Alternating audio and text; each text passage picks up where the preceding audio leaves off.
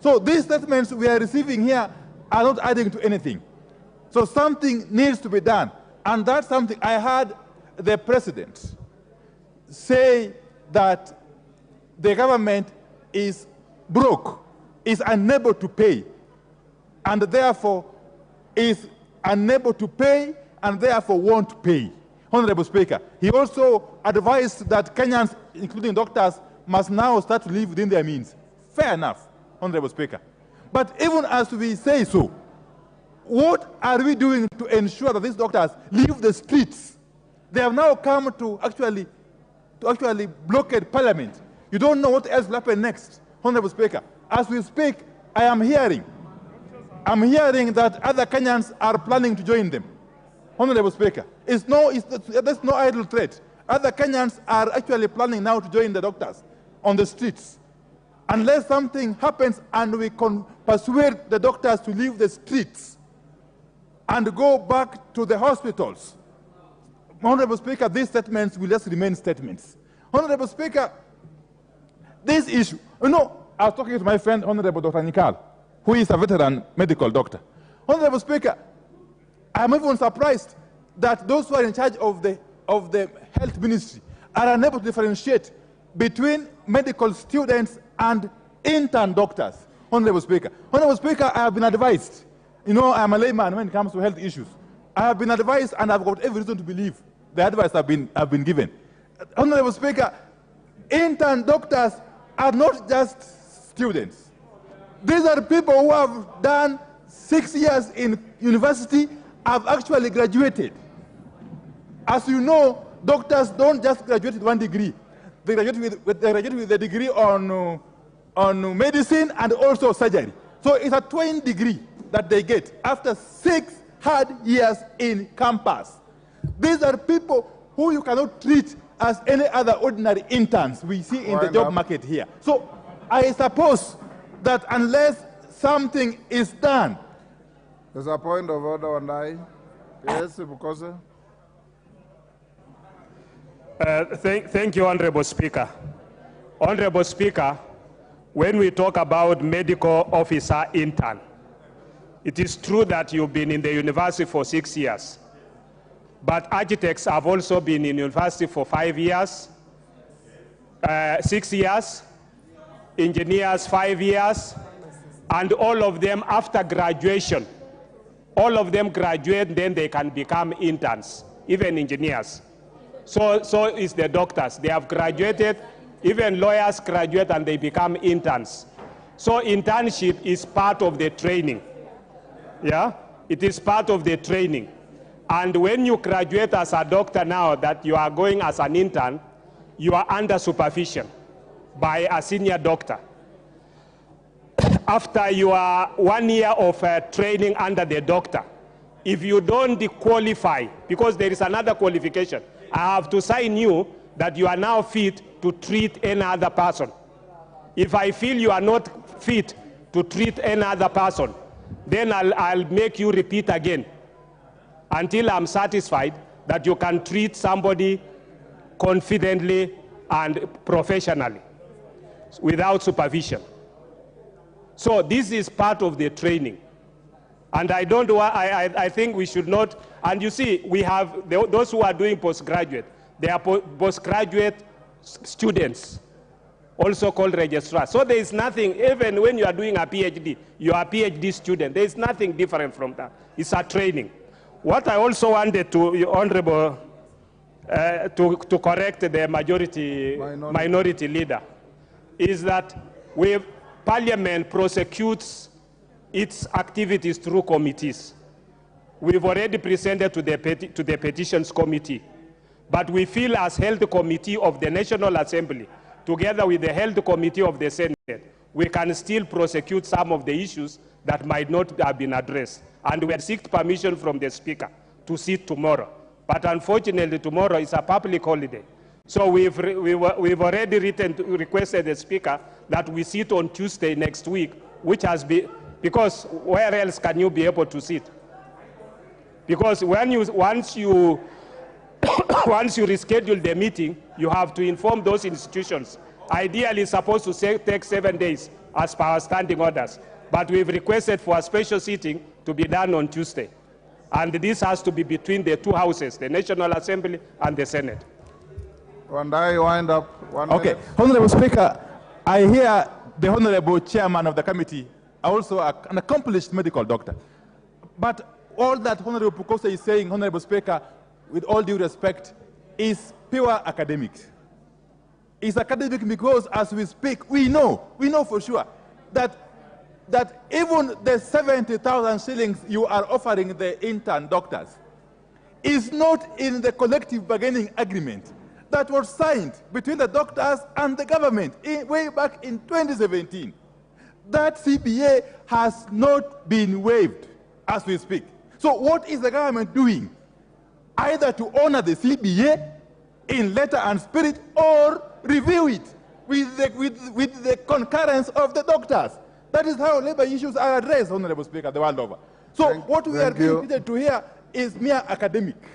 I don't think we shall go far if this spirit continues, this kind of thinking. Thank you, Honorable Speaker. Majority Leader. Thank you, Honorable Speaker, for giving the opportunity to mention something. And I want to agree, Honorable Speaker, with what all the contributors to that statement, Honorable Speaker, are saying, that indeed our doctors are valued, and we all value our doctors because many of us depend on them. But, Honorable Speaker, it should not be lost to us that a decade ago, this country was only able to produce an average of 300 doctors from our two public universities that were churning out medical graduates. But today, courtesy of the huge investments that we have all made as a country in our education system, we are churning out an average of 1,500 intern doctors annually. What that means, Honorable Speaker, is that the interns would have been taken in 5 years are expected now to be taken in annually. And Honorable Speaker, I'm saying that just to draw the picture to Kenyans of the kind of resources that are required. And Honorable Speaker, also to put into perspective, the demands by our good doctors today are to be interned at an average of, I think, 206,000, 206 or 207,000 shillings. And Honorable Speaker, I have listened to this debate even in the public domain, in the media. And what our doctors are being told, yes, it is possible to pay 206,000 shillings to intern doctors, but take up less interns than those who are graduating. And Honorable Speaker, this year alone, a total of 1,210 doctors, intern doctors, are being enlisted at a cost of 2.4 billion shillings within the resource envelope already allocated by this House, Honorable Speaker. So it's foolhardy for us to speak to the gallery to excite doctors at the gates of Parliament. But it's another thing when we come to budgeting, to budget and make sure that you have adequate resources. But those resources do not come from the moon. They come from taxes raised from Kenyans, which, again, the same people who are pontificating about how well we should treat our doctors are the same people who are at the forefront of opposing the finance bill that was supposed to raise taxes to pay these doctors, Honorable Speaker. But, Honorable Speaker, the interns, Honorable Speaker, that are to be employed, yes, it is true, it may not be possible to pay 206,000 shillings. And I agree with the Honorable Chair Pukose that just like all other interns in other professions, those engineers who are supposed to work under engineers for 2 years, lawyers, like many of us, including the leader of minority, I don't know if he has finished his pupillage. When he's under pupillage, he earns a mere 25. I am told in some law firms, lawyers do not even earn anything. Those who are under pupillage... There is no obligation to pay a pupillage student in law. And you know, Honorable Speaker, I will take your word as law because you have run a law firm and an accomplished law firm. Therefore, lawyers, there is actually no obligation, as Honorable Speaker, you say, to pay intern lawyers under pupillage. So doctors, indeed, to earn what they are earning today, are indeed among the most privileged professionals in our country. Honorable Speaker, beyond their internship, Honorable Speaker, and this internship, Honorable Speaker, is mandatory. Point of order, Majority Leader. Yes, Mwenje. Thank you, Honorable Speaker. Standing order number 1. Is it in order, surely, for the Leader of Majority to compare a pupil who is not qualified to practice, who does not even appear in court, which is opposite to intern doctors who actually prescribe medicine? They actually treat people out there. So is it in order to compare those two professions? I'm a lawyer myself. I understand what I went through as a pupil. But that is very different from doctors, from intern doctors. Thank you, Honorable Speaker. Mwenje, if you listen to Dr. Bukose's very clear explanation, there is no difference. There's no difference. When I was a master to the Honorable Soipan, the Honorable Kindiki, and many others, they actually were obligated to show gratitude, and that is all. But I'm not saying it's applicable to doctors, because I don't want to wade into that. Majority Leader is on the floor. I'll give you. Thank you, Honorable Speaker. Let me not respond because you have responded to Honorable Mwenje, who claims to be a lawyer. The lawyer I know behind me, Honorable Speaker, is Honorable Njeri, who tells me that she would earn 12,000 shillings as a pupillage lawyer. Honorable Speaker, that's why I say this internship program can be likened to that pupillage, 2 years pupillage for lawyers, and also the 2 years postgraduate training practice for architects and engineers. And all these professions, Honorable Speaker, do not earn the quantum that our doctors are speaking. Honorable Speaker, when these doctors qualify after working under the supervision of qualified consultants and doctors, they join this public service at a grade higher than all other professionals. And those are facts, Honorable Speaker. And that means they earn more. But, Honorable Speaker, it must also not be lost to the country that our intern doctors are making a very critical point and speaking to the architecture of our Constitution. Our doctors for long have demanded the establishment of a Health Services Commission, Honorable Speaker. Today, while the intern doctors feel mistreated, is because they are being overworked in our county government establishments. And the day we opted in 2010 to fully devolve our health services, Honorable Speaker, we did a great injustice, not just to medical professionals, but to the people of Kenya. Today, Honorable Speaker, whether you are in a level 3 hospital, a level 4 hospital, or a level 1, or a health center, or a dispensary in your village, the person you will walk to treat you at your local dispensary is either a clinical officer. At your level 3 and level 4 hospitals are these intern doctors, Honorable Speaker. And they are being overworked by our governors and our county governments. That is a fact that we must state, Honorable Speaker.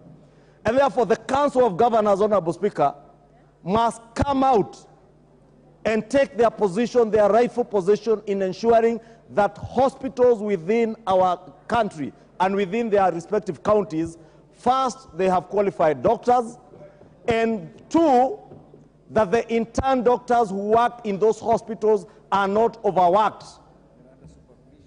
They are working under the supervision of other qualified personnel, Honorable Speaker.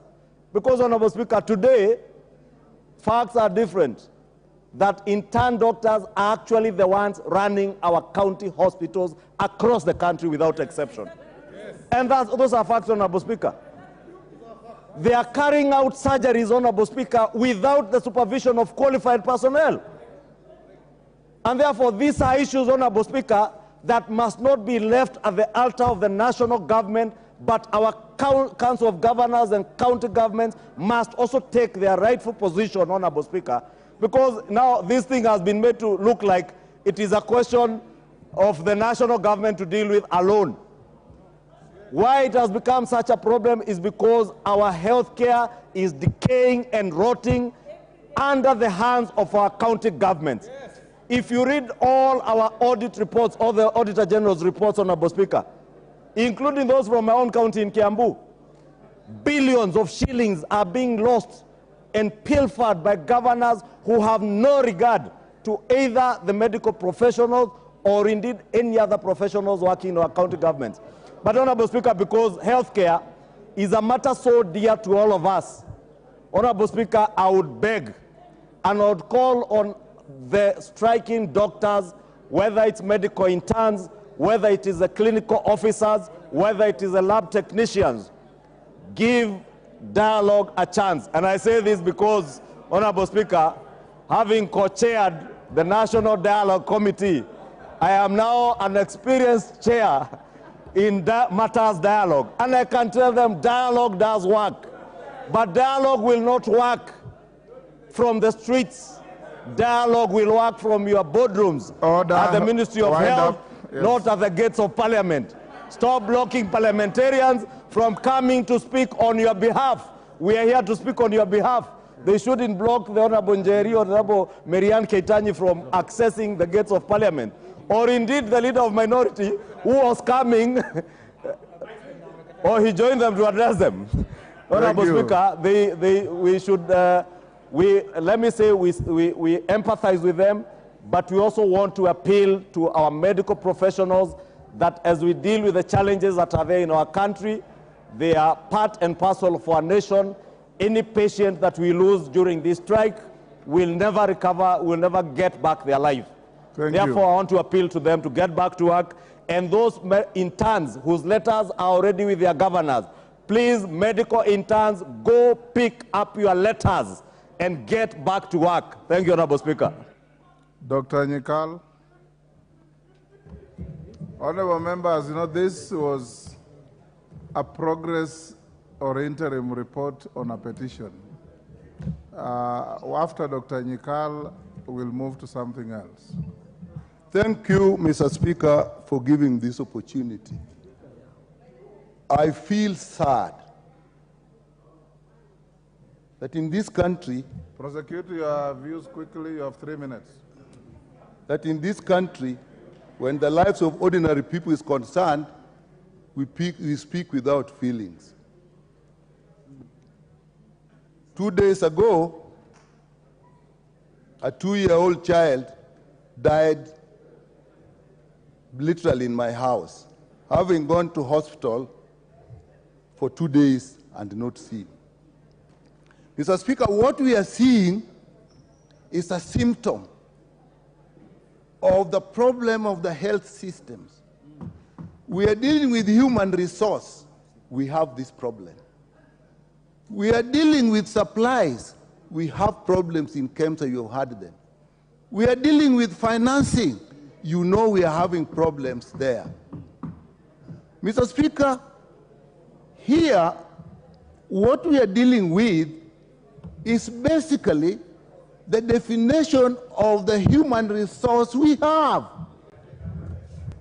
Mr. Speaker, the word intern for doctors is international. It is not just here. It's all over the world. Mr. Speaker, what does an intern do? At the levels where interns work, they have qualified. They have got their degrees, MBCHB. They have taken the Hippocratic Oath. They are doctors. Now, when they work, it is like you employ a bank manager and say they are under probation and they still be supervised by that bank manager. You therefore do not say they are a student and you do not pay them. A doctor will see, an intern will see you, examine you, do the tests that are required, put you on treatment, review you. They will only seek advice from a consultant if they meet a problem, which is done in every profession. If they admit you today, nobody may see you until tomorrow when the round is done and they say this is what they are done and the patient is doing well, we are planning to discharge. If they have been in obstetrics, for example, for a month, they will be supervised when they are doing the first 1 or 2 cesarean sections After that, they will do the cesarean sections on their own and report to their seniors. I've done this, I've done this. Please, Mr. Speaker, time is with us. I just want to give this explanation. Order. If your time is up, it is up. I'll give you 1 minute to finish up. So, Mr. Speaker, when we equate an intern with all other interns, that is where the mistake is. And worldwide, it is not like that. Engineers, architects are in all countries. There is not the same thing. Thank you, Dr. Nyekal. Next. Yes, member. Order, Nyekal. Yes, member for Stare. Order, Dr. Nyekal. I know you have vast experience in the medical world. It is order. It is not any different from what we have heard from Bukose and others. Go on, Mwenje. Not Mwenje. Mwango. Thank you, Mr. Speaker, sir. I really wanted to contribute to this issue because the picketing is actually happening in my constituency, and I'm getting calls from all corners asking me what's going on in my constituency. And it is such a shame that we've come to this point that doctors can actually picket, given that the doctor's career is one of the most superior careers or most lucrative for us, mostly the youth. And the issue of interns, the issue of doctors, I happen to have a sit down with the officials of the association. And it is clear some members in this house do not understand the issues that the doctors are talking about, because they have clear-cut issues, some which come from 2017 when they were promised some salary increment, and up to date that has not been effected. The issue of revising the salaries of the interns under the CBA system, where they are being forced to adopt the SRC system, which cut down their salaries from 206,000 Kenyan shilling, 271,000 shillings. Honorable Mwango, what you are saying is what is being prosecuted before the committee. And if you had listened to Honorable Sitianei, you probably would have. Yeah, I really wanted to bring the issues to the fore because I don't think the doctors are even in the mood to picket. It's only that they have not been listened to. And also there's the other issue that the majority leader has brought out so well, saying that there are more than 2,200 intern doctors who have graduated and are going to be adopted. As from the records, as from 2018, there were 7,893 doctors in this country. As of now, we have 9,000 and some 600 something. It's only 1,800 doctors who have been adopted and employed from interns to be doctors. So there are so many doctors who are overqualified who are working as interns in this country. And I agree with him that our interns are being overworked in the county hospitals, and it is only right that they be remunerated the right way. Paying a doctor 70,000 shillings is not even fair, and these are people who are charged to take care of the health care of our people. And we are saying, the other time they picketed, they were confronted by the police, and even some of them were tear gassed. And we are saying any police officer who is going to tear gas is sick. He too should not be treated in these hospitals by these same doctors. Thank you. Last on this, Ruku. 2 minutes or 3 minutes like everybody else. Thank you, Mr. Speaker. Mr. Speaker, the county governments have very serious functions as far as health sector is concerned. One of the functions, Mr. Speaker, is budgeting, financial management. Also, when it comes to medical supplies, as well as provision of emergency medicine. Mr. Speaker, all the dispensaries, level 4 hospitals, and level 5 hospitals across the nation are under the management of the county government. But almost 80% or more than 80% of the county government in the Republic of Kenya, they have failed Kenyans in a serious manner as far as management of health sector in our country is concerned. Mr. Speaker, this House must call upon all county government that they have to take this matter of health in the most serious manner. Failure to which We need to institute a constitutional change where we are going to ensure health sector should not be devolved. Even if it takes a referendum, Mr. Speaker, Kenyans are suffering, and they are suffering under the hands of our county government across the country. It is true, there are few counties which they have managed to manage the health sector in the most appropriate way.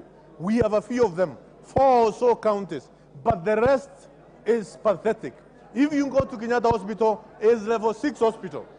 Kenyatta University Referral Hospital is level 6 hospital. We are now seeing some of these challenges, meaning that the national government is able to take care of the health sector, is able to take care of level 6 hospitals in the most appropriate way. But we have seen many problems in our level 5 hospitals, level 4 hospitals, and dispensaries. It is upon the county government to ensure they take their responsibility seriously, a responsibility which they have been mandated by the Constitution of the Republic of Kenya. Mr. Speaker, I thank you. Thank you. Order, honorable members. Members on their feet, take your seats. Members on their, take your seats. DK, take your seat.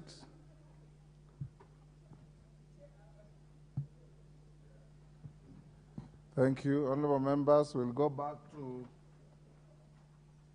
order number 2 for a communication that was delayed.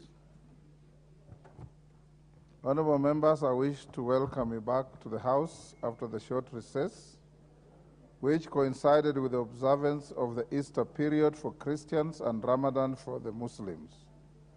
It is my hope that you are well renewed in your spirits and rejuvenated in your minds to resume transaction of the business of the House for the remainder of the first part of this session. During this period, honorable members, this House is expected to consider various priority businesses, including assessing the suitability of persons nominated for appointment to the positions of ambassadors and high commissioners, ratification of the Kenya-European Union Economic Partnership Agreement, EPAS, consideration of priority bills, as well as the budget-related matters. Instructively, honorable members, it is projected that the National Treasury will submit the budget estimates for the national government for the financial year 2024-25 on or before 30th April 2024. Additionally, honorable members, you will recall that prior to the short recess, the House passed the Division of Revenue Bill 2024 and referred it to the Senate for bicameral consideration. It is therefore expected that the Senate will send the bill back together with the annual count allocation of revenue bill for financial year 2024-25 during this part of the session. From the foregoing, it is evident that the House has a full in-tray. As a result, your dedication and commitment to the business of the House, both in plenary and committees, will be of paramount significance. Honorable members, with respect to facilitation of members, the Parliamentary Service Commission is expediting the completion of the Bunge Tower in order to bridge the deficit in office accommodation for members. Consequently, PSC has established that members' offices in the building will be ready for occupation by the end of this week. Honorable members, you may recall, on 1st November 2022, I directed the clerk to allocate part of the building earmarked for the National Assembly in readiness for occupation at the appropriate time. Further, I prescribed the criteria for allocation, consequent to which the clerk allocated the offices, committee rooms, and auxiliary facilities in the tower. Having said that, honorable members, I also wish to inform the House that Kenya will host the 2024 annual meetings of the African Development Bank, AFDB Group. The annual meetings will be held at the Kenyatta International Conference Center, KICC, from 27th to 31st May 2024, and will bring together high-level delegates, among them being heads of state and governments. In this regard, and in order to accord the delegates appropriate facilitation, the National Treasury has requested Parliament to release 47 offices at KICC to accommodate the dignitaries with effect from Thursday, 11th April 2024. To this end, honorable members, the Parliamentary Service Commission has acceded to the request to temporarily release the offices released by the Commission and the KICC during the African Development Bank annual meetings. Clearly, this will necessitate the relocation of 42 members of this House who are currently accommodated at KICC. In this regard, honorable members, the first occupation of members' offices in the Bunge Tower will be undertaken in accordance with the schedule of allocation prepared by the Clerk of the National Assembly. Phase 1 will involve moving members from KICC to the Tower or other alternative accommodation, and this will commence on Thursday, 11th April 2024. For clarity, honorable members, the exercise will proceed as follows. First, all members currently in the Harambee Circle Plaza who are allocated offices in the Tower will immediately relocate to their new offices in the Bunge Tower. This is intended to create room to accommodate members relocating from KICC who were unsuccessful in the balloting for offices in the Bunge Tower. And second, members with offices at KICC who are allocated offices in the Bunge Tower are to be relocated to the assigned offices in the Bunge Tower. Phase 2 of the relocation will entail the following. A, relocation of members from Continental House to the Bunge Tower for those who are allocated offices in the new tower. B, relocation of members from leased offices to the Bunge Tower from 1st July 2024 for the case of members who are allocated offices in the tower. And C, allocation of appropriate offices in other buildings within Parliament Square to members moving from Continental House or leased premises who are not allocated offices in the Bunge Tower. Honorable members, the measures stated above are for the convenience of all members and in preparation for the official opening of the Bunge Tower by the head of state later this month. I therefore urge you to cooperate with the Office of the Clerk in order to ensure seamless execution of this important exercise. Finally, honorable members, may I take this opportunity to wish the Muslim community in Parliament and in the entire nation Eid Mubarak. The House is accordingly guided. Thank you.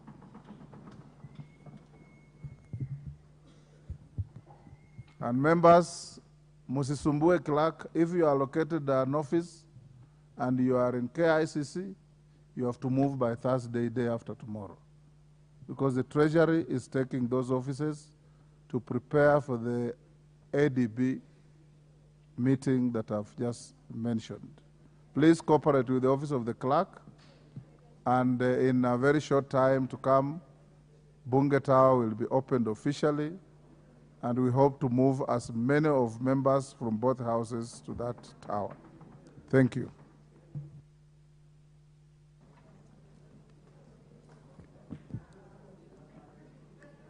Order number 8, the National Council for Population and Development Bill, National Assembly Bill number 72 of 2023, first reading. A bill for an act of Parliament to provide for the establishment, roles and functions of the Kenya National Council for Population and Development and for the establishment of the board of the council and for connected purposes. Order number 9, the Public Finance Management Amendment Bill, National Assembly Bill number 2 of 2024, first reading. A bill for an act of Parliament to amend the Public Finance Management Act 2012 and for connected purposes. Order number 10, the Technopolis Bill, National Assembly Bill number 6 of 2024, first reading. A bill for an act of Parliament to establish the Technopolis Development Authority to provide a framework for the development and management of technopolises and for connected purposes. Order number 11, the Cooperatives Bill, National Assembly Bill number 7 of 2024, first reading. A bill for an act of parliament to establish the office of the Commissioner for Cooperative Development at the national level of government and the office of the County Director for Cooperatives in each county government to provide for promotion, registration and regulation of cooperatives, to provide for intergovernmental cooperative relations and for connected purposes. Hold there. Order, honorable members. Order. Order, Musa Sirma. What you are doing is out of order. Honorable members, take your seats. I know it's the first day after a short recess, but the levels of excitement far outweigh the 2 weeks you have been away. Naisula, what's your point of order? Give her the mic. Thank you, Mr. Speaker.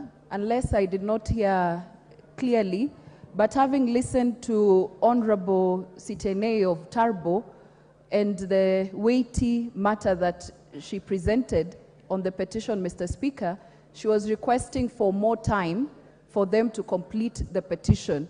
And I thought that it would be important for you to give direction on how much more time they can have, looking at the gravity of the matter, Mr. Speaker.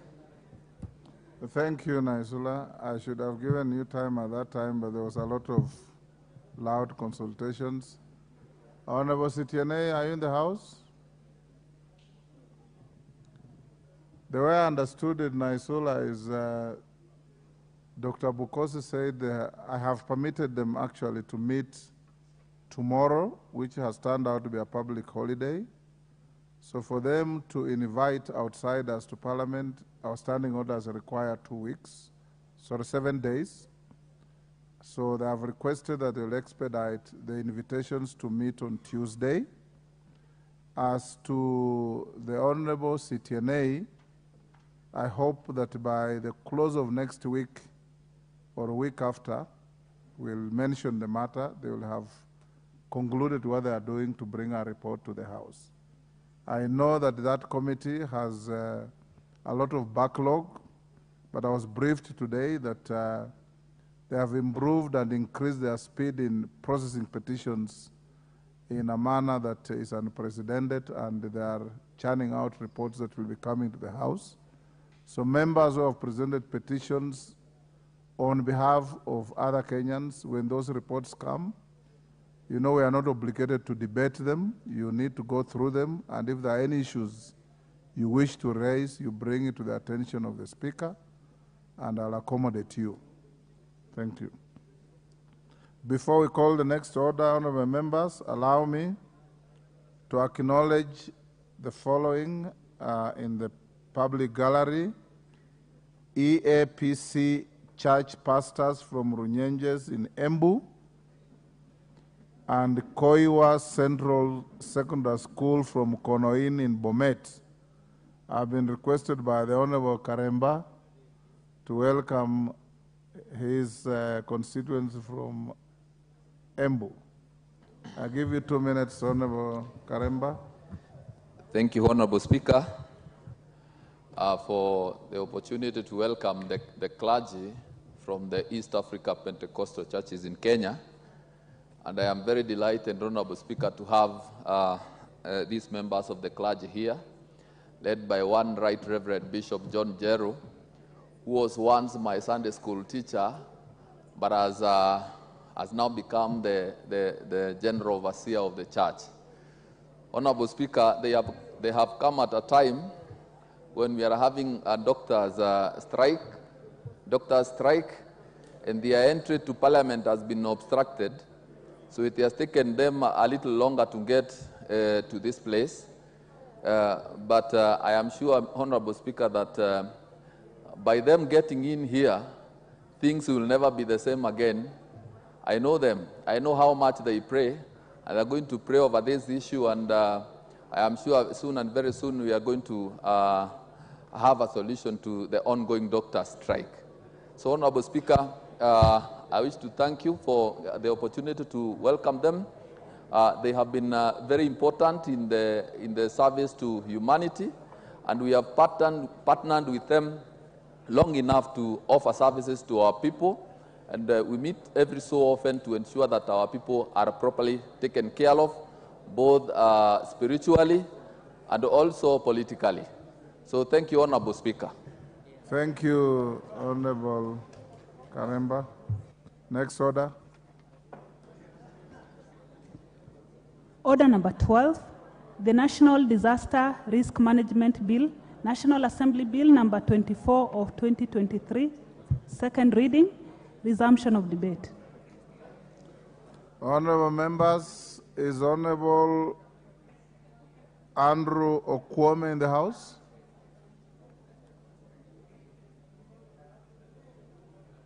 My record shows that he had 9 minutes to go. Is he in the House? Position forfeited. Now, honorable members, I see the screen is full with Honorable Ounda at the top. Is it to debate this bill, or you are there for something else? Give Ounda the mic. Mr. Honorable Speaker, I also welcome you back from the short recess. Yes. I had already made my contribution on this bill, yes. So I leave it for somebody else to continue. I already made my contribution. Honorable, just hold on. Honorable members, if you are on the screen, it's very good. You have now been wiped out. So if you want to speak to this bill, now you can log in. Ounda, proceed. I had already made a contribution to this bill. That's why I'm logging out, Chair. You had already made a contribution? Yes, yes. Why were you top on the list on my screen? Well, probably they just like me, Honorable Speaker. It's not my mistake. Honorable Geoffrey Ruku.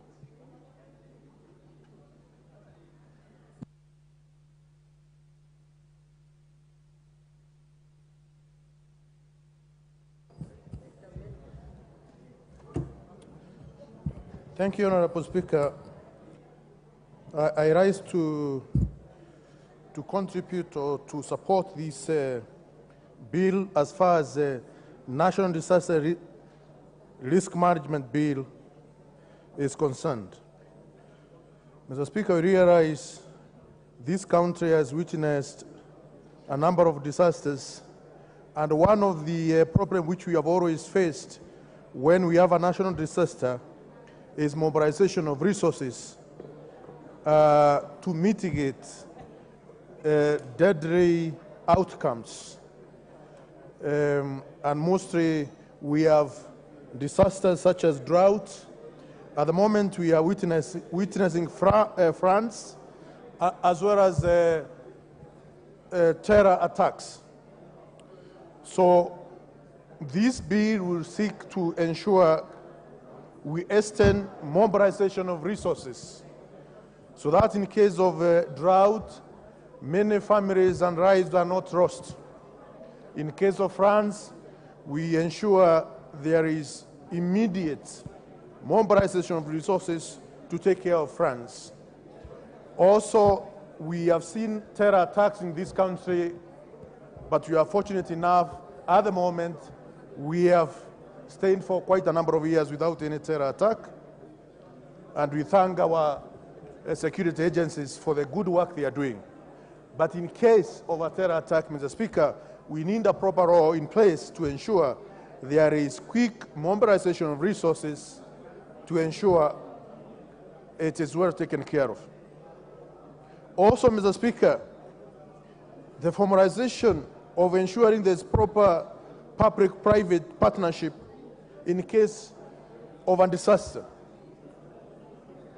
When we have a disaster, Mr. Speaker, there are always consequences which may need in future to be mitigated so that the impact of that disaster may not stay with us for ages. And therefore, a situation where we may want to have public-private partnership, this bill is bringing in such a kind of a model which can be adopted to ensure there is a proper formulation of a public-private partnership. Also, Mr. Speaker, we know that disasters, there is loss of life, there is loss of property.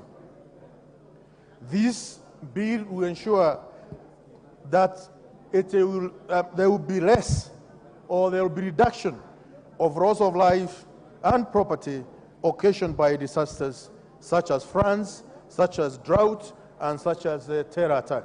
Mr. Speaker, I think this is a good bill which is looking into the posterity of our nation, and that's why I do support. I thank you, Mr. Speaker. Beatrice Elachi. Honorable Undo, you said you had already spoken on this bill. Thank you, Mr. You've logged in again.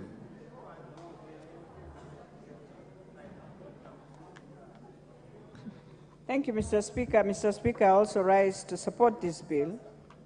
And Mr. Speaker, just to speak on the perennial disasters that we normally find ourselves, especially in Nairobi, and one of them being indeed now the floods that we have. And when you look at the memorandum of objects, Mr. Speaker, the bill is establishes the Intergovernmental Council on Disaster Risk Management and the National Risk Management Authority to ensure that there is coordination of disaster risk management issues at the national and county level. But it also says in one of the articles, Mr. Speaker, that the President may, and I'm wondering, may, when there is a disaster, why would the President may? The President shall should be the word that we need to use. Because when we are talking of disasters, Mr. Speaker, that is a time now where we need the national government to come in. Because when you look at how county governments are structured today, Mr. Speaker, and any disaster that happens, even just the recent one, that we had a flash rain on a Sunday night and the whole thing goes into disaster, Mr. Speaker, you find that the counties will take more than 10 hours to come and even just support a very simple thing that needs to be done. And so if you tell me in disaster's time that now the national government should not come in, then that one we will have serious challenges in this country. We've seen disasters in Mandera, we've seen what has happened there, either in drought or in floods, or even just buildings coming down. So one of the things we should be asking ourselves, as much as the bill looks at the shared functions, and it says this is a shared function between the national and county government, I think, Mr. Speaker, we must ensure this is a more function of the national government. What the county can only come and do to support is to ensure they avail not resources of money, but manpower. But resources must come from the national government, just the way in the US when they have a national disaster. It is the federal government that comes in to stand with the people. Mr. Speaker, the other thing, Kenyans don't know when they are in disaster about county or national. So why can't we just tie up the bill and just say when there is serious disaster, it is the national government to take responsibility? And Mr. Speaker, when you look at part 1 of the bill, which contains the preliminary provisions, but then when you move down, you ask yourself, this council of intergovernmental, is it a council now where you bring us again the national team, which is already there, plus the county, or we get people who are expertise, who understand how to deal with disaster? The other day I looked at Thailand, Mr. Speaker, and they had an earthquake. And everyone in the world was shocked in how they managed that disaster. And the next morning when people were waking up, they had cleared even the bodies. They were now just removing those who were stuck and everything. So even as we speak at this, we must know as a country, we are never ready on any disaster. We are never ready. We now find ourselves in disaster is when we wake up and realize disaster is happening. So for me, The first thing, and we must do the simple things that create now disaster. Like now, we know why we have floods in Nairobi. It's because the drainages are blocked. And so who are those responsible in ensuring, first of all, we have drainage, second, they are unblocked? The county has to just look at it, Mr. Speaker. So, Mr. Speaker, this is a bill that comes in at the right time, yes, but it's a bill we need to really ask ourselves, because I can see many of the functions sought to go back to the counties, and yet we are saying the counties do not have capacity for now. So, Mr. Speaker, even as we support this bill, there is need for us to tidy up a lot of the things that have been put. And one of the things we are saying, for example, the office of a member of a county committee shall become, that was when they are becoming vacant. But this county committee that we are putting, Mr. Speaker, if now we already have, how do we ensure, first of all, they are empowered? And so we must ask ourselves where the national government is, because I can see the county committee, and when you hear what the national government is coming to do, then you realize this is a function you have ensured, skewed it more to the counties, yet we know very well they don't have money to deal with these disasters. The thing that counties deal with mostly, Mr. Speaker, in their disaster is when they are looking for unga to buy for the people who are hungry, sometimes mabati.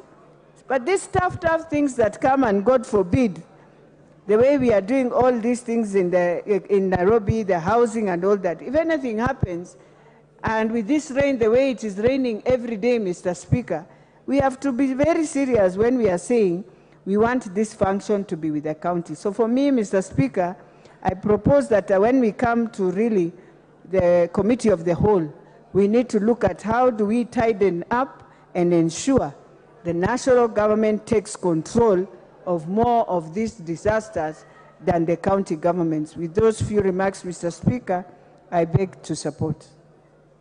Thank you, Member for Dagoretti. Timothy Toroitich, Marakwet West.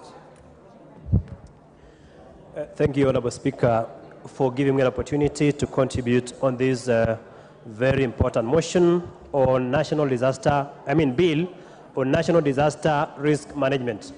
Honorable Speaker, under the Constitution, disaster management is a function of the county government.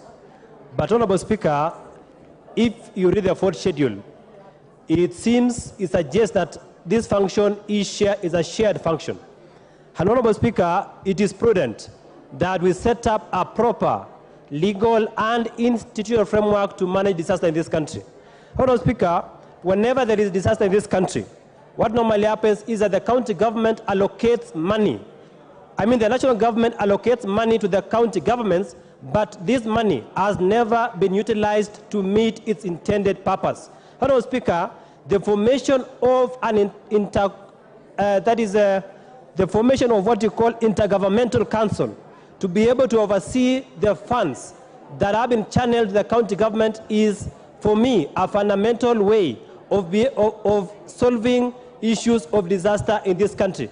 Honorable Speaker, disaster cannot be said to belong to either the national government or the county government. When a disaster strikes, the people who are affected do not belong to the national government, do not belong to the county government. Honorable Speaker, these are the residents of this country.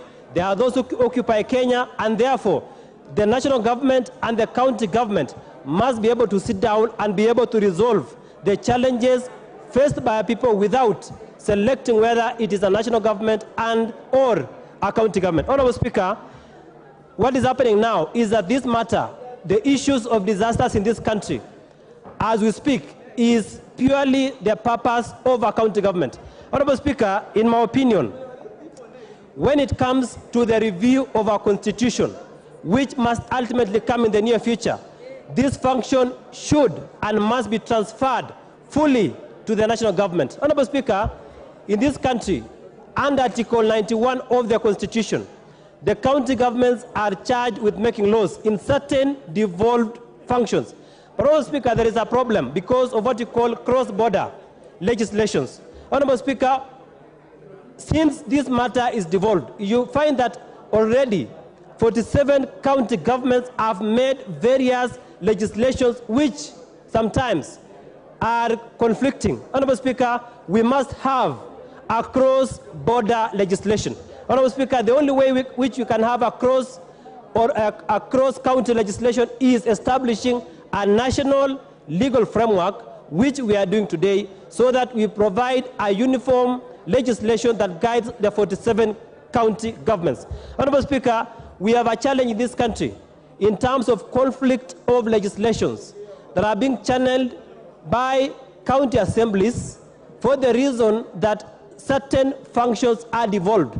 So, Honorable Speaker, we must think as a country that if a function is shared between the national government between the national government and the county government, then there must be a uniform set of law that provides very clearly that this function is shared, and for that reason, we do not have what you call conflict of legislations which may bring issues.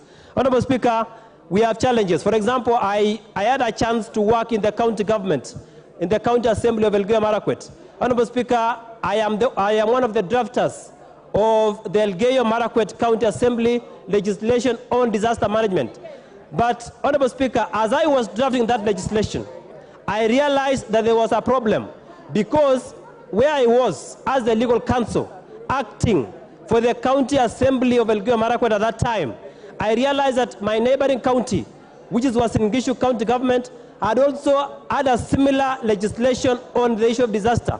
Honorable Speaker, for example, if at that period of time, this other county do not have enough facilities, then it means the neighboring county must be able to assist another county in terms of facilities. Honorable Speaker, if we do not have a uniform legislation, if we do not have an authority which governs both the national government and the county government, if we do not have a council which is intergovernmental, then you may realize that another county may suffer at the expense of another county.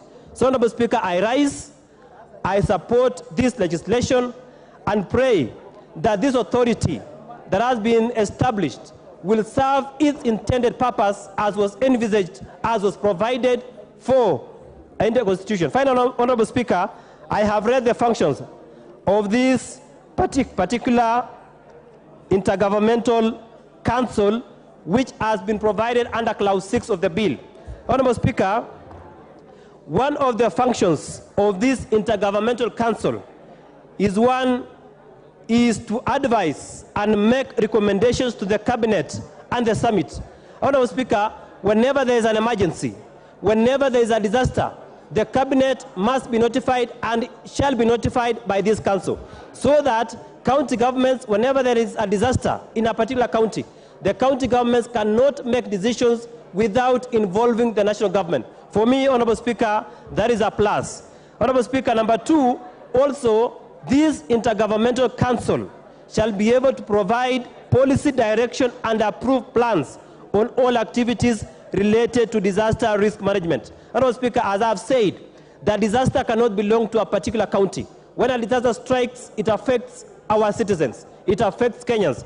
Honorable Speaker, therefore, there must be a specific policy direction that is approved by that particular council. Honorable Speaker, if you look at it further, it is also to receive and consider and make decisions based on reports and recommendations. Honorable Speaker, this House makes certain policy recommendations that there must be a council that approves that authority. Honorable Speaker, I have read the bill. That council must be one that serves both levels of government and therefore is entitled to make that particular. Honorable Speaker, finally, that authority, that council also reports to the cabinet. Honorable Speaker, the cabinet, in terms of policy directives, all policies that affect government must be approved at the cabinet level. So, Honorable Speaker, that particular council ensures that decisions relating or policies relating to disaster management are approved by the cabinet. Honorable Speaker, as I finish, I commend the direction we have taken as a country. I commend the direction we have taken as a House, that, Honorable Speaker, when a matter is shared between the national government and the county government, then as a House, we must sit down, we scrutinize the fourth schedule so that we do not have what you call conflict of legislations emanating from our county assemblies. We must have a uniform set of laws that governs the 47 counties in this country to avoid conflict of legislation and conflict of representation in various cadres. Honorable Speaker, I support this bill. When it comes to the committee of the whole House, I will propose the necessary amendments so that we can be able to strengthen the provisions of this particular proposed legislation. Thank you, Honorable Speaker. Thank you, Timothy. Honorable members, order.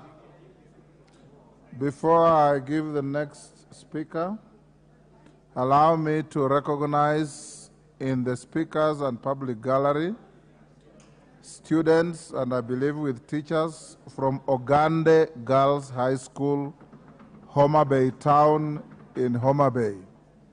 I've been requested by the Honorable TJ Kajwang to welcome the students. I'll give you 1 minute, TJ, because it's in the middle of debate. Mr. Speaker, I want to thank you for asking me to welcome a huge delegation from Ogande Girls Secondary School, 300 girls visiting us.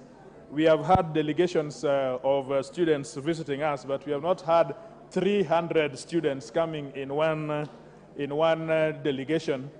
These are fourth formers, history students, as you see them, brilliant and bright.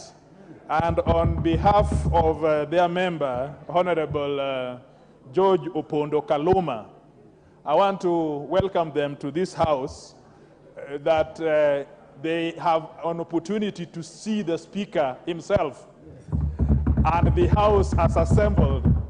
This should give them inspiration that in a few months coming, these young people should be doctors that we were talking about this morning. These young people very few should be lawyers, and none should be a politician, but most of them should be engineers. Mr. Speaker, I thank you for that opportunity. Thank you. Honorable Gideon Mulyungi, Mwingi Central. Gideon. Thank you, Mr. Speaker, for giving me this opportunity to contribute to this very important bill, the National Disaster Risk Management Bill. Mr. Speaker, there has been a problem in Kenya. Whenever we are faced with a disaster, the coordination of responses is disjointed. And in most cases, we are mainly reactive and not reactive. And therefore, Mr. Speaker, I support that we establish the Intergovernmental Council on Disaster Management and the National Disaster Risk Management Authority at both the levels of government, both at the national government and the county government. Because in most cases, the county government does not know what the national government is doing, and also the national government does not know what the county government is doing. Mr. Speaker, there has been in the past many disasters witnessed in Kenya. And some of them, they just happen and nothing happens in terms of responses. If I give an example, Mr. Speaker, when we were attacked by terrorists at the Westgate Mall, Mr. Speaker, there was a lot of hues and cries all over. And the coordination was not well done. And therefore, if there is a standing authority, a standing committee that is prepared and on a day-to-day basis deals with the disaster and nothing else, in my view, I think the country will be moving in the right direction. Mr. Speaker, as we gather here in this house, the gate of Parliament is closed by mendics because of a problem that has arisen. And Mr. Speaker, I consider this one as a disaster because many Kenyans are dying in hospitals because of lack of doctors. And an authority like this one, which prepares for such kind of cases, will come in handy to deal with cases of disasters, because what is happening in our hospitals now is a disaster. Mr. Speaker, the other day we witnessed El Nino rains all over Kenya, and many roads were destroyed. And there has been no intervention at all in terms of repairing most of those roads. Some of them are trunk roads, some of them are feeder roads. And in a situation whereby we have this kind of an authority and an apex coordination committee, it will deal with disconnected roads all over the country whenever those kind of emergencies happens. Mr. Speaker, also we are witnessing a lot of increased level of road carnage. And Mr. Speaker, a situation like this one can be addressed by an authority like this one, which deals with the emergencies of road carnage. Mr. Speaker, we have also in the past witnessed increased high cost of living. Farming in the northern frontiers and also in the counties in Ukambani, where relief food is being distributed all over the counties. And Mr. Speaker, an authority like this one will prepare itself to deal with such kind of emergencies. And therefore, Mr. Speaker, where I come from, I want to support this on behalf of the people of Mwingi, that we establish this disaster risk management committee and authority so that it can deal with the disasters in Kenya. With those few remarks, Mr. Speaker, I support. Thank you very much. Thank you. Robert Basil. Thank you, Mr. Speaker. I rise to support this bill on very many reasons. We need to acknowledge that disasters such as floods, famine, fire, and diseases disrupt functioning of community, more so increase vulnerabilities. Mr. Speaker, one of the key reasons why I support this bill is because disasters strike without any particular warning, and it's important to cushion our people from loss of life and properties. Number two, Mr. Speaker, we need to equip our people with the right skills and training, and having a fund to support training and capacity building is very essential and is one of the reasons why I support this particular bill. Number three, Mr. Speaker, we need to ensure people recover better. We call it building back better. And this can only be facilitated when we have a fund that can be able to support such an initiative. Number four, Mr. Speaker, a proper response to disaster issues or the destruction caused by disasters is important. And this particular fund will support response to disasters, and that is why, Mr. Speaker, I add my voice to support the bill. Number five, Mr. Speaker, we need to understand that although disaster management is a shared responsibility between the county government and the national government, the issues to do with the capacity of county government to manage disaster, more so the fund for disaster response, is questionable. And that's why, as a House, when we are going to be making an amendment to this bill, we need to agree where to sit this particular fund so that at least we bestow or we place the fund to an authority or a government with the right capacity, and no doubt that is the national government that will be able to manage the fund and make sure it is properly utilized. So, Mr. Speaker, now I can see Madam Speaker. I do say that with the due consideration, and having looked to the important function this particular fund is going to play, I fully support the bill, and I do applaud the move of the bill, who is the leader of majority, Honorable Ichung'wah, for bringing the bill, which is very timely, considering now we are times of rains, and we are likely to witness floods, which are going to cause destructions. And more so when you hear floods, we can't talk, or we can't exonerate waterborne diseases like cholera, which are likely to emerge because of the current rains and floods. So having a fund is important, and I support. Thank you, Madam Speaker. The Honourable Member for Teso South, Honourable Mary Emase.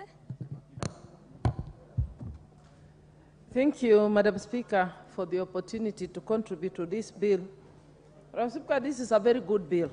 From the onset, I support, because it is bringing together, creating a link between national government and county government on issues management of disaster. Because what we have seen in the past, Madam Speaker, flooding in many areas of this country, accidents, name them, you find that there is no coordination, and response is delayed. And sometimes these monies, when they are sent to the county governments, because it's a devolved function to deal with the issues of disaster, sometimes the money, there are issues of accountability in respect to the management of these resources. So when I see that there will be a disaster committee in every county that onboards all important stakeholders, like the Red Cross, St. John's Ambulance, county commissioner, county commander, the governor, and all stakeholders within the county. And this particular council will just be focusing and dedicating and putting all its efforts towards management of disaster. Then, Honorable Speaker, I foresee a situation where we're going to have proper management and quick responses to addressing or mitigating issues around a disaster. So, Madam Speaker, I support this bill. Thank you. Thank you. The Honourable Member, Honourable Irene Mayaka. Thank you, Honourable Speaker. And Honourable Speaker, I also stand to support this particular bill because, Honourable Speaker, I actually believe that this bill has come to the House at the right time, and I think it's very progressive because in the past we've always been dealing with disaster issues in this country with a knee-jerk reaction. We wait until a disaster occurs, and then we quickly look for a solution that only solves the problem at that particular time, or in some instances doesn't even solve it. And Honourable Speaker, when I say this, I'm just thinking back, reflecting back to the last 2 weeks, when we had a situation where the expressway was flooded and we could not be able to access it. And yet, if we had such an authority within the county of Nairobi, they would have been able to actually analyze situations based on historical data that we have to be able to know whether or not something is going to happen or preempt issues that are going to happen. Honourable Speaker, especially during a time when we have so many climate change issues, and the climate change issues that we have range from different counties, and different counties experience different types of issues.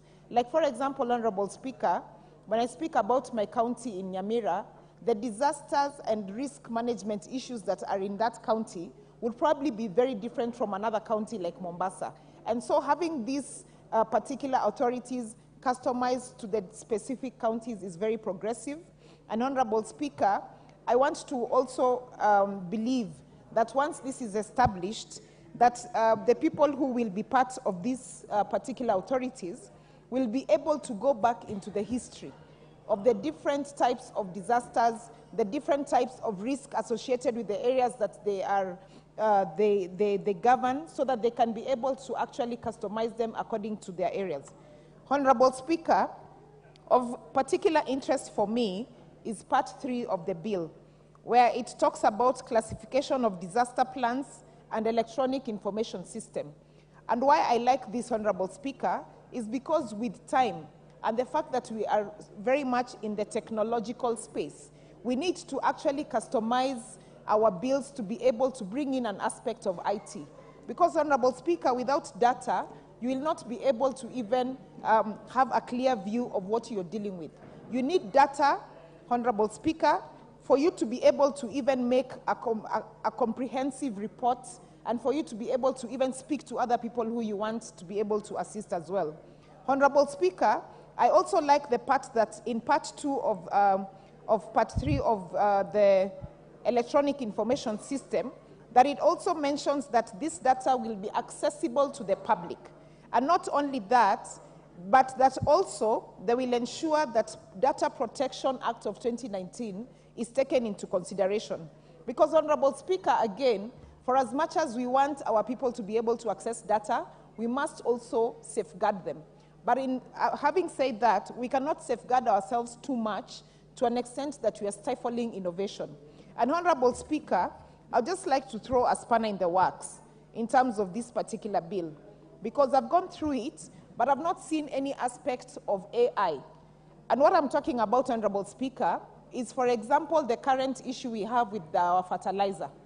If we had a drone-based system in this country that would have been able to quickly analyze the fertilizer that you're receiving, analyze the soils, figure out what the pH of the soils is, and be able to determine note to note in terms of what you want to actually put in different soils, then we'd not be having this kind of problems. And so I just want to urge all of us, when you are coming up with these very progressive bills like this particular one, we should also always include an aspect of AI, because artificial information, Honorable Speaker, is very important. We cannot ignore it anymore in this country, and it also just helps us to make our work easy. And so I just want to encourage the person who sponsored this bill, at the time of amendments, when the amendments come, and we bring in amendments that are relating to IT and information system, that they do allow us to bring in some of these progressive ideas. Honorable Speaker, with those very short remarks, I do support. The Honorable Member for Kwanza, Honorable Ferdinand Wanyonyi. Thank you, Madam Speaker. Madam Speaker, I rise to support this bill. I think it's very important that we establish units or departments in both that can be able to correspond with whatever happens in the county. Currently, Madam Speaker, you will see, and from the experience, at times you find something has happened in the county, and you find there's no spark up, either from the government or from the county government. So if we have set up a coordination, a departmental unit, that to be able to deal with whatever disaster that we'll be able to have, you never know, one of which is, for example, we have these floods. The floods sometimes affect areas, and then of course you as a member of parliament, you don't know whether it should come to you, and you don't have that kind of money for emergency. When you involve the county government, they equally say they don't have that kind of thing. But if you have that disaster management unit, will be able to assist. We have cases where, for example, a bridge is broken because of the flooding or whatever disaster it is. Madam Speaker, you find yourself in a very awkward situation. As a leader, you don't know who to refer to. Had a case, for example, of flood covering almost there were two wards. I didn't even know what to do, because when I called my counterpart, I called my governor, and he said, but where do I get the money from? I didn't even have that as well. So, Madam Speaker, this is quite appropriate, and I think what we should do is to have this risk management bill passed as soon as possible, so that you can be able to allocate whatever funds are going to be there and give the guidelines as to how to use that fund. Because, of course, if you just put it there, it's so that you have, if there's any emergency, you have got the central government through the member of parliament or women rep involved, plus, of course, the county government, so that it can be a secondary to the expenditure of such funds. Those risk management, Madam Speaker, risk management bill, as I see it here, is something very, very important, and I think I request this House to pass it yesterday, not today, not tomorrow, so that can be able to move faster and be able to deal with some of the disasters that actually occur without giving a warning. So I want to take this opportunity to support this, and I hope the House can have this, because we are members who are affected all the time. Even some of the small little things like a bridge or even a road. So you find that they are actually coming to you. And if you have this kind of funds, you can be able to see how much each side can spend. So I support this bill. Thank you. The Honorable Member for Sigor, Honorable Locha Kapong.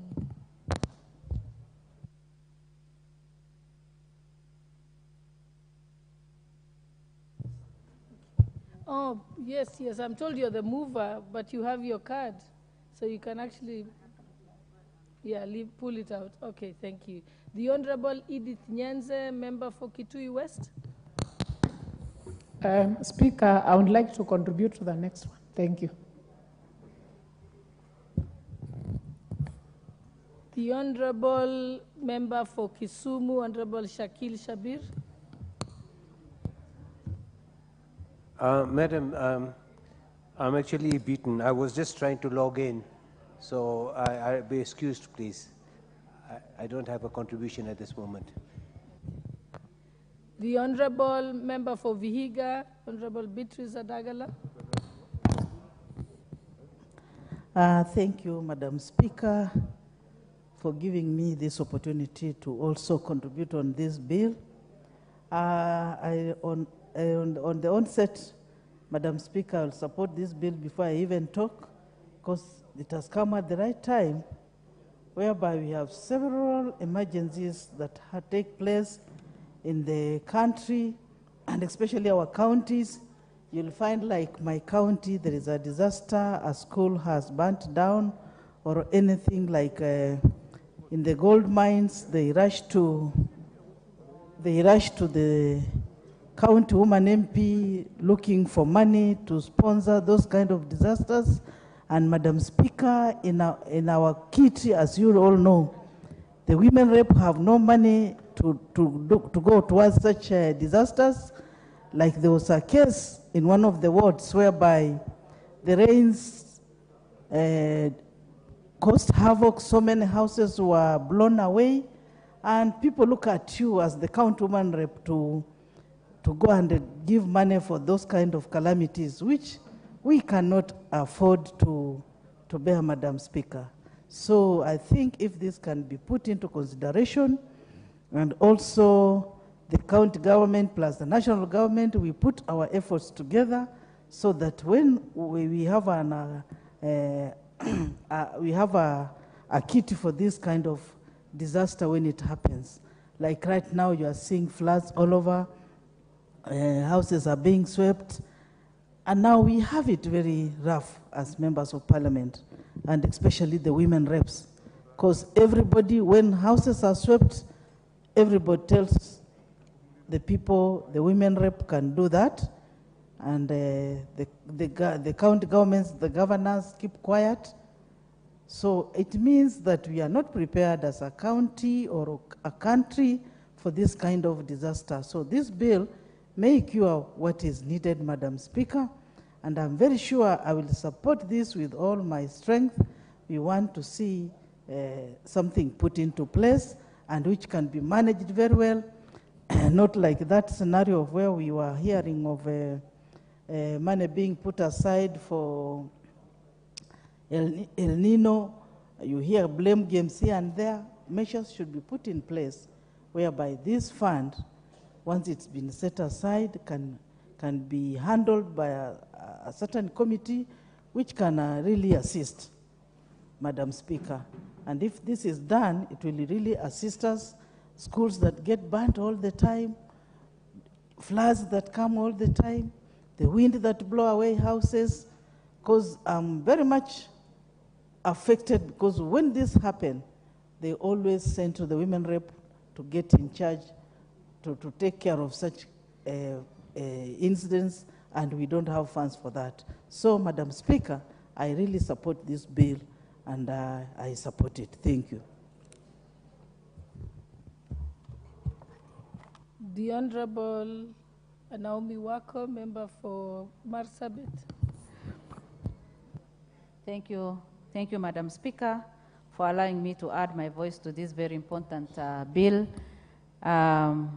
Madam Speaker, anything to manage disaster that comes to us from time to time is something that we should all give support, and establishing a Council of Disaster Risk Management is the most important thing that we can do today, because from time to time, you see that we land into problems, especially like now when it is raining. It is in some areas, it is already, people are already displaced because of the floods, and especially in the areas that some of us come from, even the wind comes and blows off the schools, the roofs, and then even the houses. And most of the time we land into problems that we are not even prepared for. So if at the county level and at the national level, we have national disaster risk management bill, then that can guide and can help.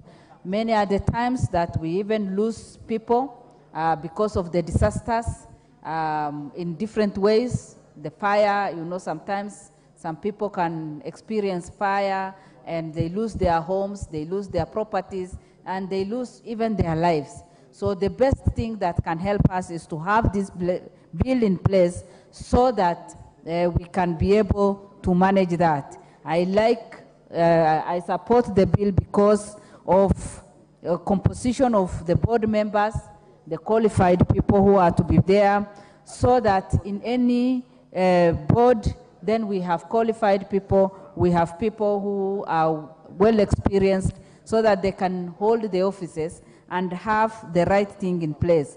The bill has taken care of different things, vacation of offices. It has also taken care of functions of the board. It has taken care of the powers of the board, and also identified or talks of the committees of the board and delegation of the board. All that ensures good care of the entire bill, and also what it does at the ground level. So, Madam Speaker, I am just supporting the bill and pray that many people will support, and that this bill will be soon in place for implementation, because it will support Kenyans and help Kenyans who will run maybe into any disaster and who needs some support. Thank you.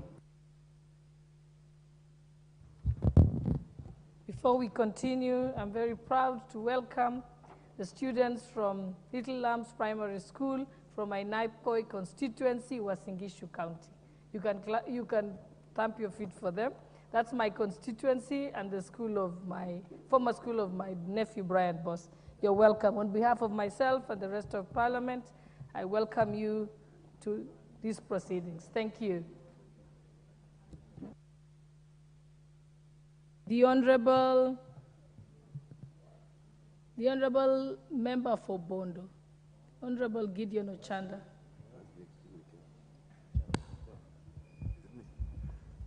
Thank you, Madam Speaker. Madam Speaker, as I rise to support the bill, I think there are three things that we need to look at very keenly. When we look at disaster, we look at the issue of emergencies, and we look at the issue of crisis. Now, I think these three things, we really have to either define them or to place them exactly where they belong and to be prepared for them. Because many times, what we, sometimes even the kind of debate that we are having around here now, Madam Speaker, is indicating a disaster as a crisis. But then there are many times that we also must look at disaster as an emergency. And when you look at disaster as an emergency, the level of preparedness in this country is almost zero. Emergency or disaster does not go with bureaucracy. And what we have, and even some of the proposals that we are talking about, are still creating bureaucratic arrangements. You're still talking about a council, you are still talking about arrangements in terms of how to get to address issues of emergency or issues of disaster, Madam Speaker.